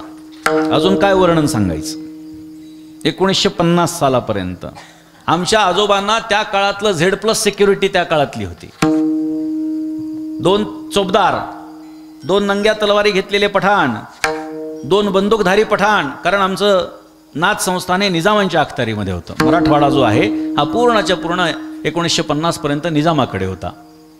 आणि त्यामध्ये आमचं पैठण. त्या काळामध्ये आणि कंदील असं घेतल्याशिवाय आमच्या आजोबांनी बाहेर पडायचं नाही. त्यांना जर जेवण करायचं असेल तर कोणाला तरी खाऊ घालायचं. त्याला जर काही तासभरात झालं नाही तर आमच्या आजोबांनी जेवण करायचं. 1950 पर्यंतची अवस्था आपल्याला सांगतो. किती ऐश्वर्य असेल बघा. कालमान परिस्थितीनुसार कमी जास्त गोष्टी होतात. ते ऐश्वर्य आज आहे असं मी म्हणत नाही, पण याचा अर्थ आम्ही काही रस्त्यावर आहेत असंही नाही. आज जर एवढी राहण्याची जर काही एवढी व्यवस्था आहे तर बाकीचा विषय सांगण्याचं काही कारण नसावं. म्हणजे एकंदरीत जर आपण बघितलं तर नाथ महाराजांचं ऐश्वर हे प्रचंड आहे. एवढंच त्याला, नाथ महाराजांचं ऐश्वर कसं आहे तर प्रचंड, एवढंच त्याला उत्तर आहे. म्हणून सगळ्या संतांमध्ये श्रीमंत संत म्हणजे एकनाथ महाराज आहेत. कार्याच्या दृष्टीनं बघा, ज्या ज्ञानोबारांच्या समाधीवरती आपण डोकं टेकवतो ती आळंदीतली ज्ञानोबारांची समाधी एकनाथ महाराजांनी शोधून काढली. लक्षात ठेवा. दुर्दैव आपलं आहे, ज्ञानोबारांनी समाधीच्या नंतर त्यांच्या 235 वर्षांचा जो कालखंड आहे हा लोकांनी विसरून गेले होते. ज्ञानोबारांचाच विसर लोकांना पडला. ज्या ज्ञानोबारांनी वारकरी संप्रदायाचा पाया घातला त्या ज्ञानोबारांना लोक विसरले. फार विशेष आहे. 250 वर्षानंतर जेव्हा नाथ महाराजांचा अवतार झाला, स्वप्नामध्ये ज्ञानोबारांनी दृष्टांत दिला. श्री ज्ञानदेवी येऊनी स्वप्नात सांगितली मात मज लागी, दिव्य तेज पुंज मदनाचा पुतळा ब्रह्म केवळ बोलत असे. अजान वृक्षाची मुळी कंठासी लागली, येऊनी आळंदी स्थळी काढवेगे. ऐसे स्वप्न होता आलो अलंकापुरासी, तवते नंदी माझी देखिले द्वार. एका जनार्दनी पूर्व पुण्य फळले, श्री गुरु भेटले ज्ञानेश्वर. आळंदीमध्ये आल्याच्या नंतर जंगल सदृश्य परिस्थिती होती. अनेक समाध्या होत्या. त्यातली ज्ञानोबारांची समाधी कोणती कळेना. ध्यान लावलं, जिथे बसले तिथे आजचा शांतीब्रह्म एकनाथ महाराज पार आहे. आपण ज्ञानोबारांच्या मंदिरामध्ये गेल्यानंतर डाव्या हाताला गेलो की त्या ठिकाणी चौथरा आहे दगडी, आणि त्याच्यामध्ये आता आम्ही 2018ला त्याच्यामध्ये मूर्तीची स्थापना केली जीर्णोद्धार करून, नाथ महाराजांच्या कृपेनं अर्थात. त्या ठिकाणी बसल्यानंतर नंदीच्या खालून यायचा असा निर्देश केला. नाथ महाराज 3 दिवस ज्ञानोबारांच्या समाधीमध्ये बसले होते. कारण काय, ज्ञानेश्वरी अशुद्ध स्वरूपामध्ये लोकांमध्ये पसरत चालली होती. खरी ज्ञानेश्वरी काय आहे ज्ञानोबारांनी नाथ महाराजांना सांगितली. आपल्याबरोबर आलेली माणसं सगळी बाहेर आल्याच्या नंतर लक्षात आलं 3 दिवस होऊन गेले, त्यांच्या खाण्यापिण्याची व्यवस्था नाही, त्यांना काय वाटत असेल काय नाही. बाहेर आले धावत, आणि धावत आल्यानंतर नाथ महाराज धावत येताना बघितल्यानंतर ही सगळी मंडळी जेवायला बसलेली. नाथ महाराजांना कुतूहल वाटलं. 3 दिवस यांची सोय केली कोणी. नाथ महाराजांनी विचारलं सोय कोणी केली. तेव्हा त्यांनी सांगितलं महाराज तुम्हीच एक कानडी वाणी पाठवला होता, त्यांनी आमची सोय केली. त्यांनी सांगितलं होतं शिधा भांडी सगळ्याच्या सगळी सोय करून द्यायची तुम्ही सांगितलं असं त्यांनी आम्हाला सांगितलं. त्यावेळी नाथ महाराजांना कळालं, झाली ज्ञानदेववाणी, आले सामुग्री घेऊन, पर्व काळ द्वादशी दिली सामुग्री आम्हास. एकीकडे नाथ महाराजांशी चर्चा करताना समाधीत बसलेले ज्ञानोबाराय वाण्याचं रूप घेऊन त्या ठिकाणी लोकांची सोय करते झाले. मग नाथ महाराजांनी आपल्या सगळ्या भक्तांना त्या ठिकाणी आणलं, ते काटे कुपाटे काढून टाकले. ज्या समाधीच्या चौथऱ्यावरती ज्ञानोबारायांचे आपण डोकं ठेवतो, आजचा जो चौथरा आहे तो शांती ब्रह्म एकनाथ महाराजांनी बांधलेला चौथरा आहे. मूळ जो गाभारा आहे तो एकनाथ महाराजांनी बांधलेला गाभारा आहे. म्हणून आज आपल्याला ज्ञानोबारायांची समाधी दिसते. वर्णन आमच्याकडे 350 वर्षांपूर्वीचं हस्तलिखित आहे आणि त्याच्यामध्ये लिहिलेलं आहे स्पष्टपणे की ही घटना घडल्याच्या नंतर बहुळला जो अधिकारी होता त्याच्या अखत्यारीमध्ये आळंदी गाव होतं आणि त्या घटनेच्या नंतर त्या माणसानं, त्या अधिकाऱ्यानं आळंदी हे गाव पुन्हा वसवलं, असं वर्णन 350 वर्षांच्या हस्तलिखितात आहे. की मी बोलतो असं समजू नका. 350 वर्षापूर्वी काय काय खोटं असेल लिहिलेलं असं आपण समजायचं काय कारण नाही. बाहेर आले, समाधी तर बांधली, एवढंच नाही तर आजही ज्ञानोबारायांच्या मंदिरामध्ये 8:30 वाजता कारंज मंडपात झांजेवरती जी आरती चालते ती आमच्या पैठणच्या 2 मंदिरांव्यतिरिक्त जर कुठे चालत असेल तर ती माऊलींच्या मंदिरात चालते. व्रततपतीर्थे जया पायी मिरवती, सहस्त्रदीपे दीपकैसी प्रकाशली प्रभा, संत सनकादिक भक्त मिळाले अनेक, ह्या 3 आरत्या आजही ज्ञानोबारायांच्या मंदिरात संध्याकाळी 8:30 वाजतात. ज्ञानोबारायांच्या मंदिरातल्या 8:30च्या आरती व्यतिरिक्त आमच्या फक्त पैठणला गावातल्या नाथ मंदिरात, वाड्यात नाथ महाराजांच्या आणि समाधी मंदिरात ह्या आरत्या होतात. नाथ महाराजांनी पूजेची परंपरा लावून दिली. नाथ महाराजांनी कार्तिकी यात्रा सुद्धा पुन्हा सुरू केली आणि तेव्हापासून पुन्हा कार्तिकी, तोपर्यंत सगळं बंद होतं महाराज. कोणी काही बोलावं, काही नव्हतं. न पूजन चालू होतं, न कीर्तन चालू होतं, न भजन चालू होतं. ज्ञानोबारायांची समाधी ही लोकांपासून दूर गेली होती, एकनाथ महाराजांनी प्रकाशामध्ये आणली. हे नाथ महाराजांचं लोकोत्तर कार्य. ज्ञानेश्वरी आपण वाचतो, आज जी आपण ज्ञानेश्वरी वाचतो ती ज्ञानेश्वरी एकनाथ महाराजांनी प्रतिशुद्ध केलेली. आपण ज्ञानेश्वरी जयंती करतो, ती काय ज्ञानेश्वर महाराजांनी ज्ञानेश्वरी पूर्ण केली त्या दिवशी म्हणून नाही. नाथ महाराजांनी प्रतिशुद्ध स्वरूपामध्ये आपल्याला उपलब्ध ज्या दिवशी करून दिली, कपिला षष्ठीच्या दिवशी, तेव्हापासून तो दिवस ज्ञानेश्वरीच्या जयंतीचा दिवस आम्ही साजरा करू लागलो. नाथ महाराजांचे उपकार नाहीत. कोणतेही शब्द जे ज्ञानेश्वरीमध्ये घुसडले गेले होते, महाराष्ट्रातल्या कानाकोपऱ्यातून आणि महाराष्ट्राच्या बाहेरूनही ज्ञानेश्वरीच्या प्रती जमा केल्या आणि शुद्ध स्वरूपामध्ये लिहून परत केल्या आणि जुन्या चुकीच्या सगळ्या नदीमध्ये प्रवाहित करून टाकल्या. आजही अशी परिस्थिती आहे. नाथ पूर्वकालीन एकही प्रत उपलब्ध होत नाही. सगळ्याच्या सगळ्या नाथांच्या नंतर प्रती उपलब्ध होतात. याच्यासाठी त्या काळातलं काय मॅनेजमेंट असेल मला सांगा. त्या काळात 400 वर्षांपूर्वी काय मॅनेजमेंट नाथ महाराजांच्याकडे असेल. नाथ महाराजांनी ज्ञानेश्वर्या सगळ्या जमा करून पुन्हा त्या लोकांना शुद्ध स्वरूपात त्या दिल्या. हे नाथ महाराजांचे आमच्यावरती उपकार आहे. कितीतरी नाथ महाराजांचं कार्य आहे. खूप खूप ठिकाणी आपण जर बघितलं, कुठेतरी घाट बांधलाय, कुठे मंदिर बांधलंय, कुठे काय नाथ महाराजांचं कार्य साधं नाही. आणि म्हणून राजे पण नाथ महाराजांच्याकडे. म्हणून सकळ संतांचा हा राजा स्वामी एकनाथ माझा. मग अशा नाथ महाराजांचं दर्शन घेतल्यानंतर फायदा काय? अभंगाचं दुसरं चरण. घेता दर्शन ज्यांचे घेता दर्शन,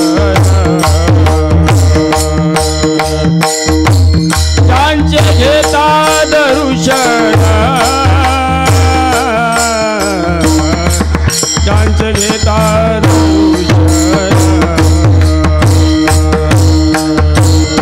ज्यांचे घेता दर्शन, ज्यांचे घेता दर्शन, ज्यांचे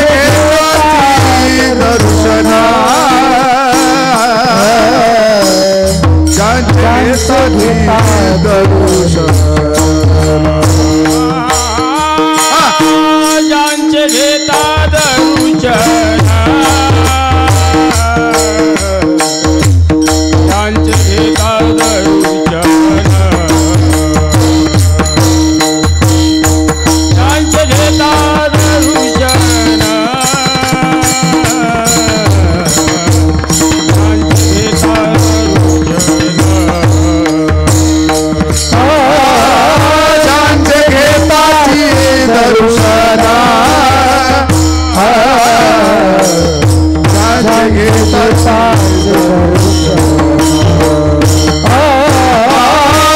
ज्यांचे घेताची दर्शना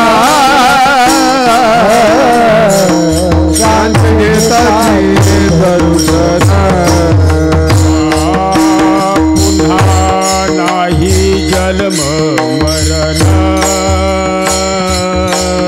पुन्हा नाही जन्म मरण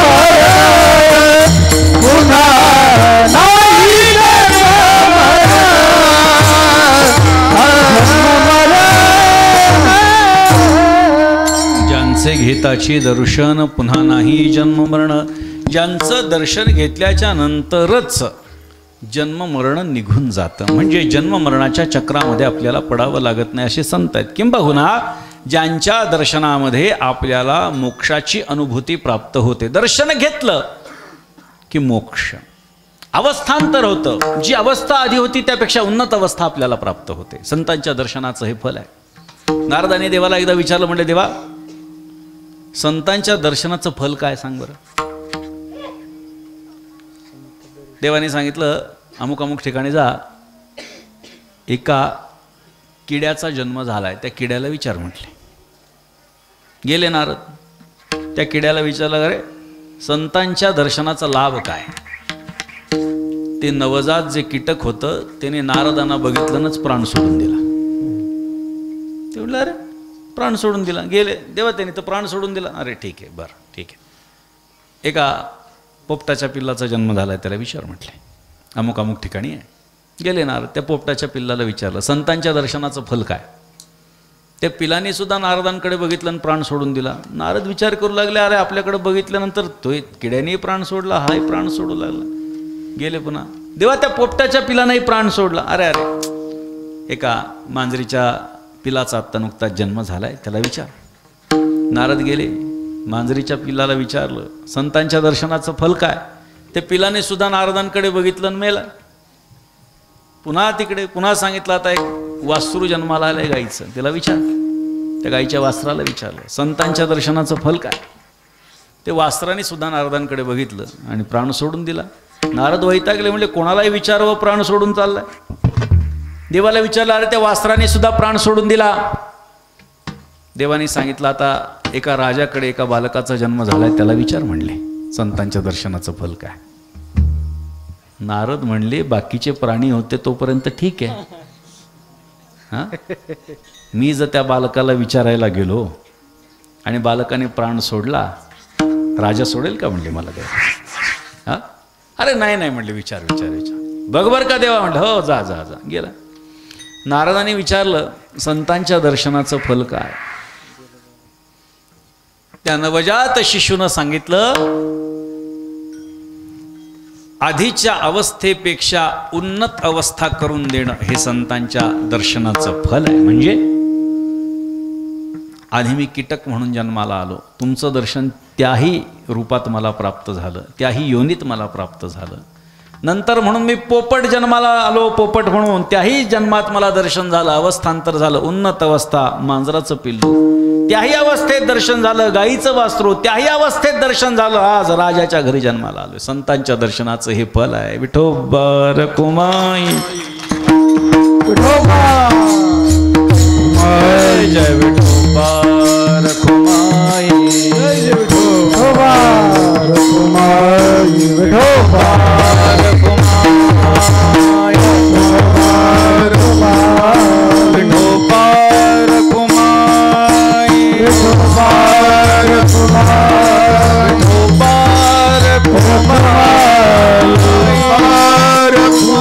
रखुमाई,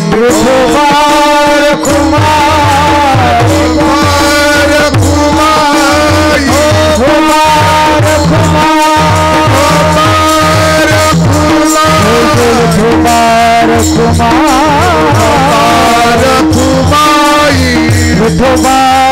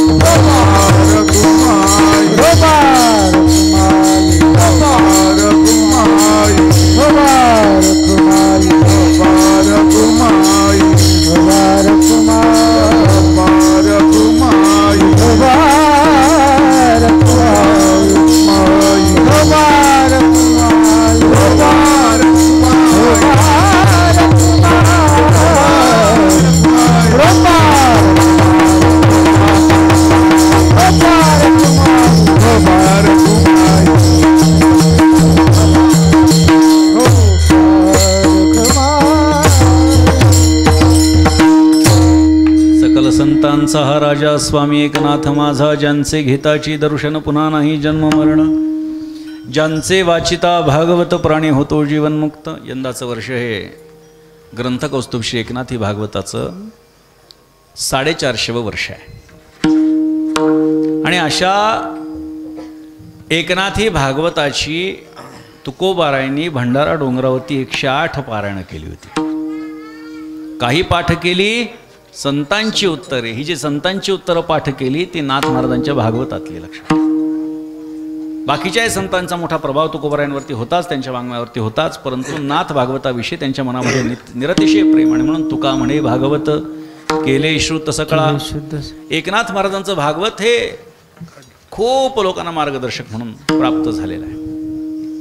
म्हणून काय म्हटलंय, जनार्दन एकनाथ खांब दिला भागवत. वारकरी संप्रदायाला ही जी इमारत आहे वारकरी संप्रदायाची, तिचा खांब म्हणजे एकनाथ महाराज आहे. खांबाचं महत्व काय, या मंडपाचे सगळे खांब काढून टाकले. काय अवस्था या मंडपाची, इमारत उभी राहू शकत नाही, तेवढं कार्य नाथ महाराजांचं आहे वारकरी संप्रदायासाठी. म्हणून ज्यांचे वाचिता भागवत प्राणी होतो जीवनमुक्त. जीवनामध्ये कुठलीही समस्या आली, नाथ भागवताचं एखादं पान अचानकपणे उघडा, त्याच्यात आपल्याला मार्गदर्शन मिळून जाईल. नाथ महाराजांचं भागवत जीवनामध्ये आल्यानंतर एकदा तरी आपण वाचलं पाहिजे, एकदा तरी वाचलं पाहिजे. फल असं सांगितलंय, आपल्या घरामध्ये एकनाथी भागवत आहे म्हणजे आपल्या घरामध्ये प्रत्यक्ष श्रीकृष्ण आहे, असं त्याचं वर्णन केलंय बरं का. प्रत्यक्ष श्रीकृष्ण आहे आपल्याकडे असं वर्णन केलंय. बाहेर जाताना एकनाथी भागवताचं दर्शन घेऊन जर आपण बाहेर गेलो तर न होणारे काम होतात, असा अनेकांचा अनुभव आहे. म्हणजे एकनाथी भागवताचं जर आपण चिंतन केलं, वाचन केलं, त्याचं फल, अदृष्ट फल काय सांगितले? प्राणी होतो जीवनमुक्त. हा, ज्यांचे वाचिता भागवत प्राणी होय नाही. होयचा अर्थ काय होतो? होय, होईल, जमेल, नाही तर नाही जमेल, तसं नाही, होतो. अनुभवाचे बोल आहेत. ज्यांचे वाचिता भागवत प्राणी होतो, ठामपणे सांगतायत जीवनमुक्त. निळा म्हणेली न भावे, शरण एकनाथा जावे. निळोबाराय सांगतायत इतरत्र कुठेही न जाता एकनाथ महाराजांच्या शरणागतीमध्ये आपण जावं. कारण त्यांचं दर्शन घेतल्याच्या नंतर, कारण वर्णन असं आहे ना, मी आपल्याला सुरुवातीला सांगितलं, निळोबाराने खूप अभंग रचले. धन्य गोदा तीर, धन्य प्रतिष्ठान, धन्य तेथील जन रहिवासी, कृष्ण कमला तीर्थी चरणनाथांचे उद्धरी जगाचे कलिदोष. जया तीर्थी स्नान, तत्पदी दर्शन, पूर्वजोद्धरण कुळासहित. निळा म्हणे जया घडे तेथील वारी, तया पुण्यासही न वर्णवे. ज्यांना पैठणची वारी, नाथ महाराजांची वारी होते, घडते, त्यांच्या पुण्याचं कोण वर्णन करू शकतं? तर अर्थ असा आहे की कोणीच वर्णन करू शकत नाही, एवढं पुण्य त्यांच्या पदरामध्ये पडतं. नाथषष्ठीच्या वारीच्या संदर्भामध्ये मोरोपंतांनी एक फार सुंदर वचन घेतलंय बरं का. त्यांनी सांगितलंय, जो एकदा पैठणास जाय षष्ठी, जो एकदा पैठणास जाय षष्ठी, तो जीवनी कधी न होय कष्टी. जीवनातलं कष्ट आपल्याला घालवायचं असेल तर आपण पैठणला आलं पाहिजे, पैठणची वारी केली पाहिजे. नाथ महाराजांच्याकडे हे राजेपण जे आहे, हे सगळे ऐश्वर्य नाथ महाराजांना कशामुळे मिळालं? भगवत कृपा आहे, लक्षात ठेवा. भगवंताची कृपा झाल्याशिवाय काही माणसाला पुढे जाता येत नाही. नाथ महाराज एवढे मोठे संत आहेत, नाथ महाराजांच्याकडे प्रत्यक्ष लक्ष्मी पाणी भरती आहे. त्याचं कारण काय? लक्ष्मीपती पाणी भरतोय म्हणून लक्ष्मी पाणी भरतीये. विठ्ठल विठ्ठल.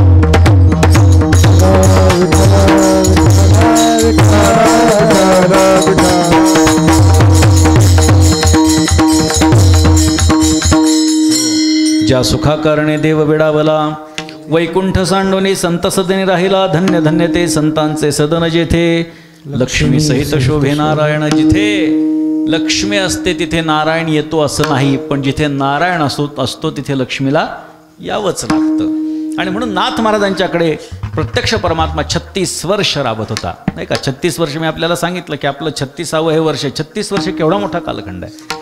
इतके वर्ष परमात्म्याचा सहवास एकनाथ महाराजांना घडला. कुठेही भगवंत इतके वर्ष राहिला नाही. सुरुवातीचे 12 वर्ष विठ्ठल नाम धरण करून नाथ महाराजांच्या कीर्तनात टाळ घेऊन उभी सेवा करायची. पुढचे 12 वर्ष केशव नाम धारण करून नाथ महाराजांना देवपूजेमध्ये मदत करायची. आणि त्याच्या पुढचे 12 वर्ष म्हणजे कावडीने पाणी ज्या घरी चक्र पाणी वाहे, कावडीने पाणी ज्या घरी चक्र पाणी वाहे, कावडीने पाणी ज्या घरी चक्र पाणी वाहे, कावडीने पाणी ज्या घरी चक्र पाणी वाहे. अनन्य भक्ती भावे निळा वंदिताची पाये, अनन्य भक्ती भावे निळा वंदिताचे पाये.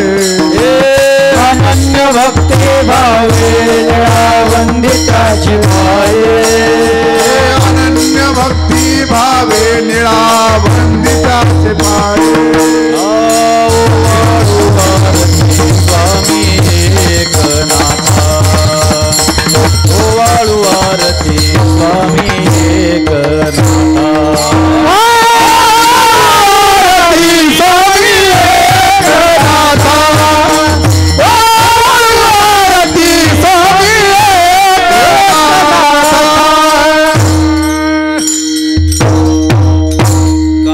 पाणी ज्या घरी चक्र पाणी वाहे, अनन्य भक्ती भावी निळा वंदित्यांची पाय. वाळू आरती स्वामी एकनाथा, तुमचे नाम घेता हरे भव भय चिंता.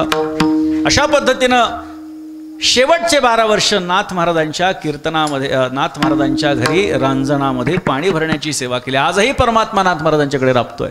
आता येणारी षष्ठी, प्रत्येक षष्ठीला, नाथ षष्ठीला बीजेच्या दिवशी रांजणाची पूजा असते. ज्या रांजणामध्ये भगवंतानं पाणी भरलं, तो रांजण काय आपल्या मातीच्या रांजणासारखा नाही, 21 फूट जमिनीमध्ये खोल आहे आणि खणभर मोठा, एवढा मोठा तो रांजण आहे.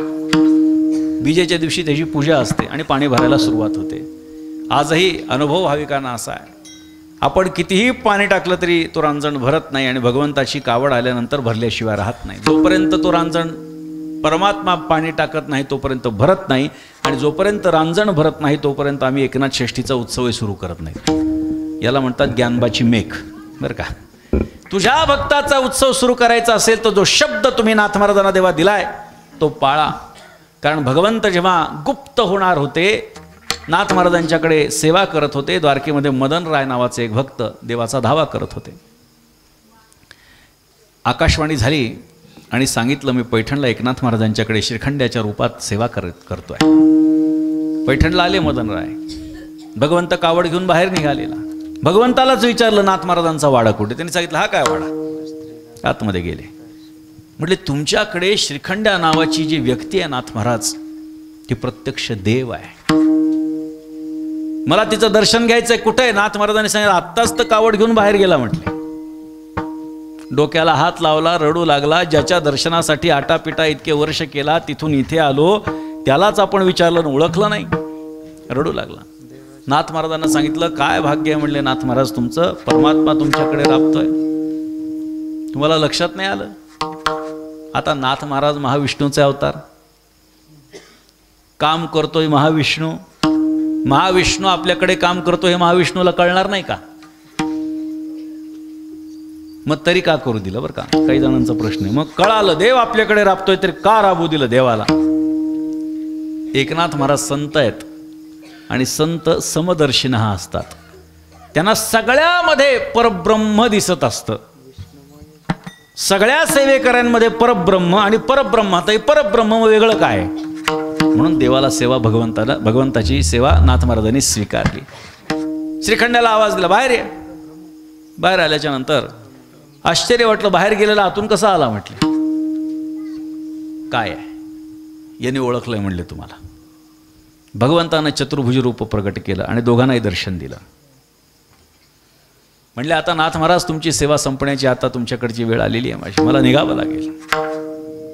नाथ गिरजाबाई धावत आल्या. आईसाहेब नाथ महाराजांच्या पत्नी, तू स्वतः प्रत्यक्ष भगवान श्रीकृष्ण आहे मला माहिती नव्हतं. अरे श्रीखंड्या तुझं लग्न मला लावून द्यायचं होतं. 18-20 वर्षांचं वय, तुझं लग्न लावून द्यायचं होतं आणि आता तू चाललायस.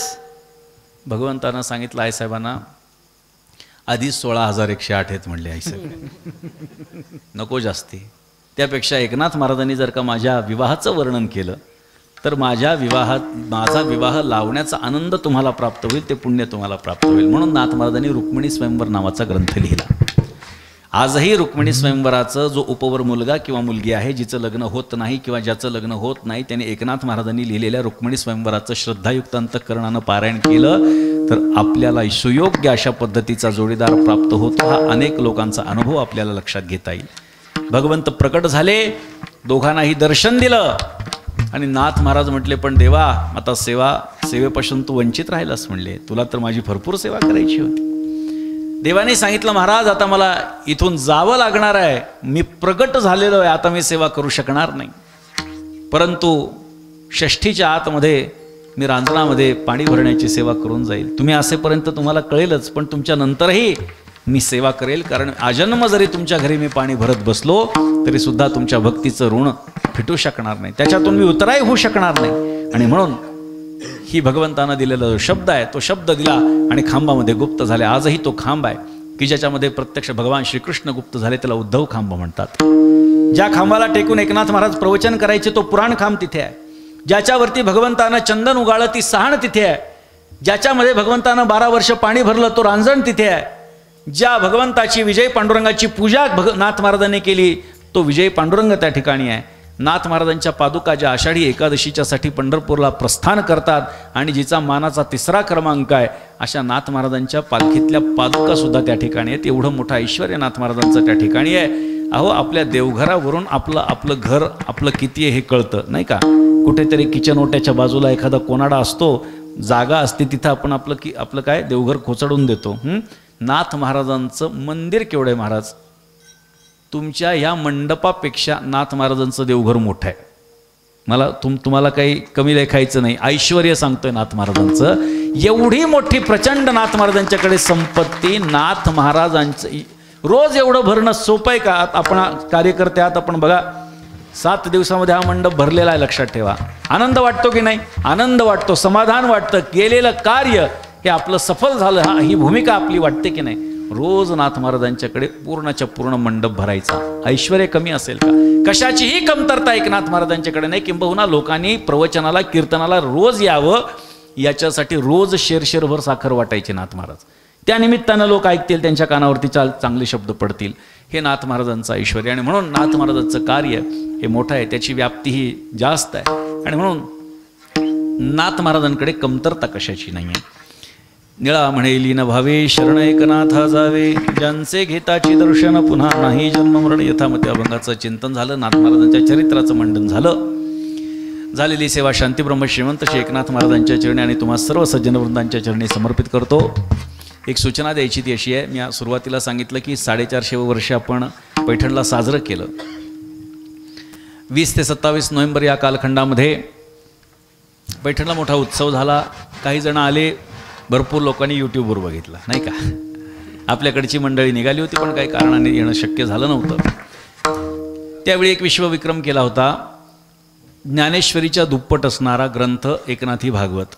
ज्ञानेश्वरी 9000 ओव्यांची 18800 ओव्यांचं एकनाथी भागवत, ज्याला वाचनासाठी 48 तास 45 तास लागतात साधारणपणे. त्या ग्रंथाचं पारायण आपण विश्वविक्रम करणाऱ्या संस्थेला, नोंदणी करणाऱ्या संस्थेला पाचारण केलं. आणि अवघ्या 91 सेकंदामध्ये, म्हणजे 1 मिनिट 31 सेकंदामध्ये एवढ्या मोठ्या ग्रंथाचं आपण पारायण केलं. आता प्रश्न पडला असेल, इतकं वेळ लागतो आणि एवढं कसं? यूट्यूबवर बघा बरं का, वेळ संपली आपली.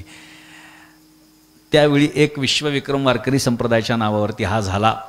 आता दुसरा विश्वविक्रम आपल्याला करायचा आहे नाथ महाराजांच्या समाधीच्या चतुशतकोत्तर रौप्य महोत्सवाच्या निमित्तानं, म्हणजे 425व्या वर्षाच्या निमित्तानं.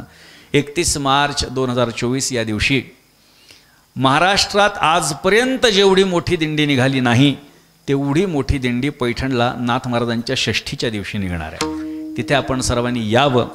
तिथे दिंडीमध्ये जे उपस्थित राहतील त्यांच्याकडे एकतर टाळ असावा, नाहीतर झेंडा असावा, नाहीतर मृदंग असावा, नाहीतर वीणा असावा. हे 4 गोष्टी ज्यांच्याकडे त्यांनाच दिंडीमध्ये प्रवेश असणार.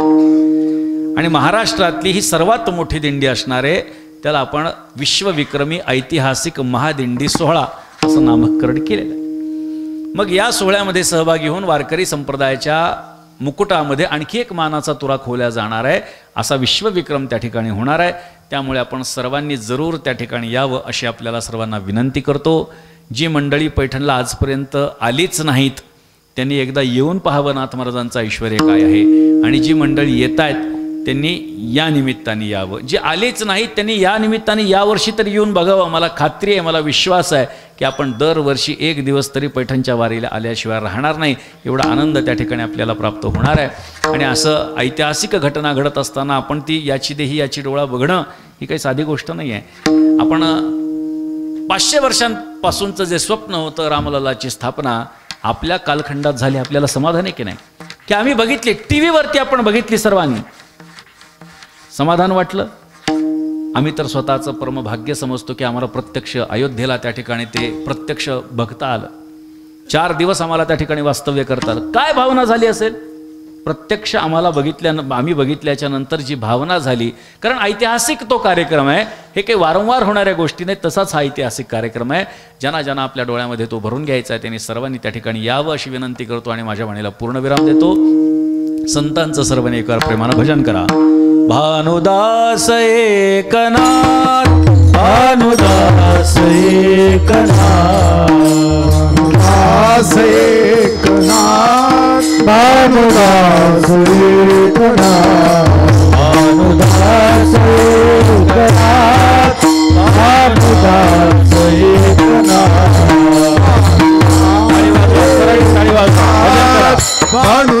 भजन करा, टाळी वाजवा. भानुदास एकनाथ, भानुदास एकनाथ, टाळी वाजवा. भानुदास एकनाथ, भानुदास एकनाथ, भानुदास एकनाथ, भानुदास एकनाथ, भानुदास एकनाथ, भानुदास एकनाथ, भानुदास एकनाथ, भानुदास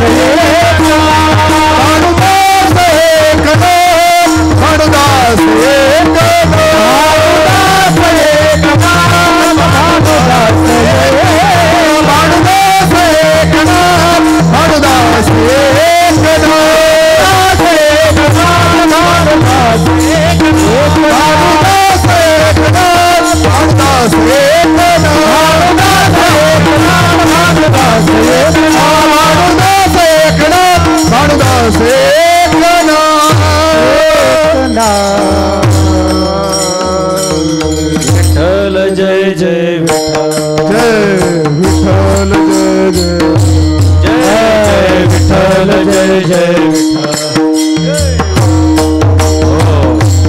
शरण शरण एकनाथा पायी माता ठेला नका पाहू दोष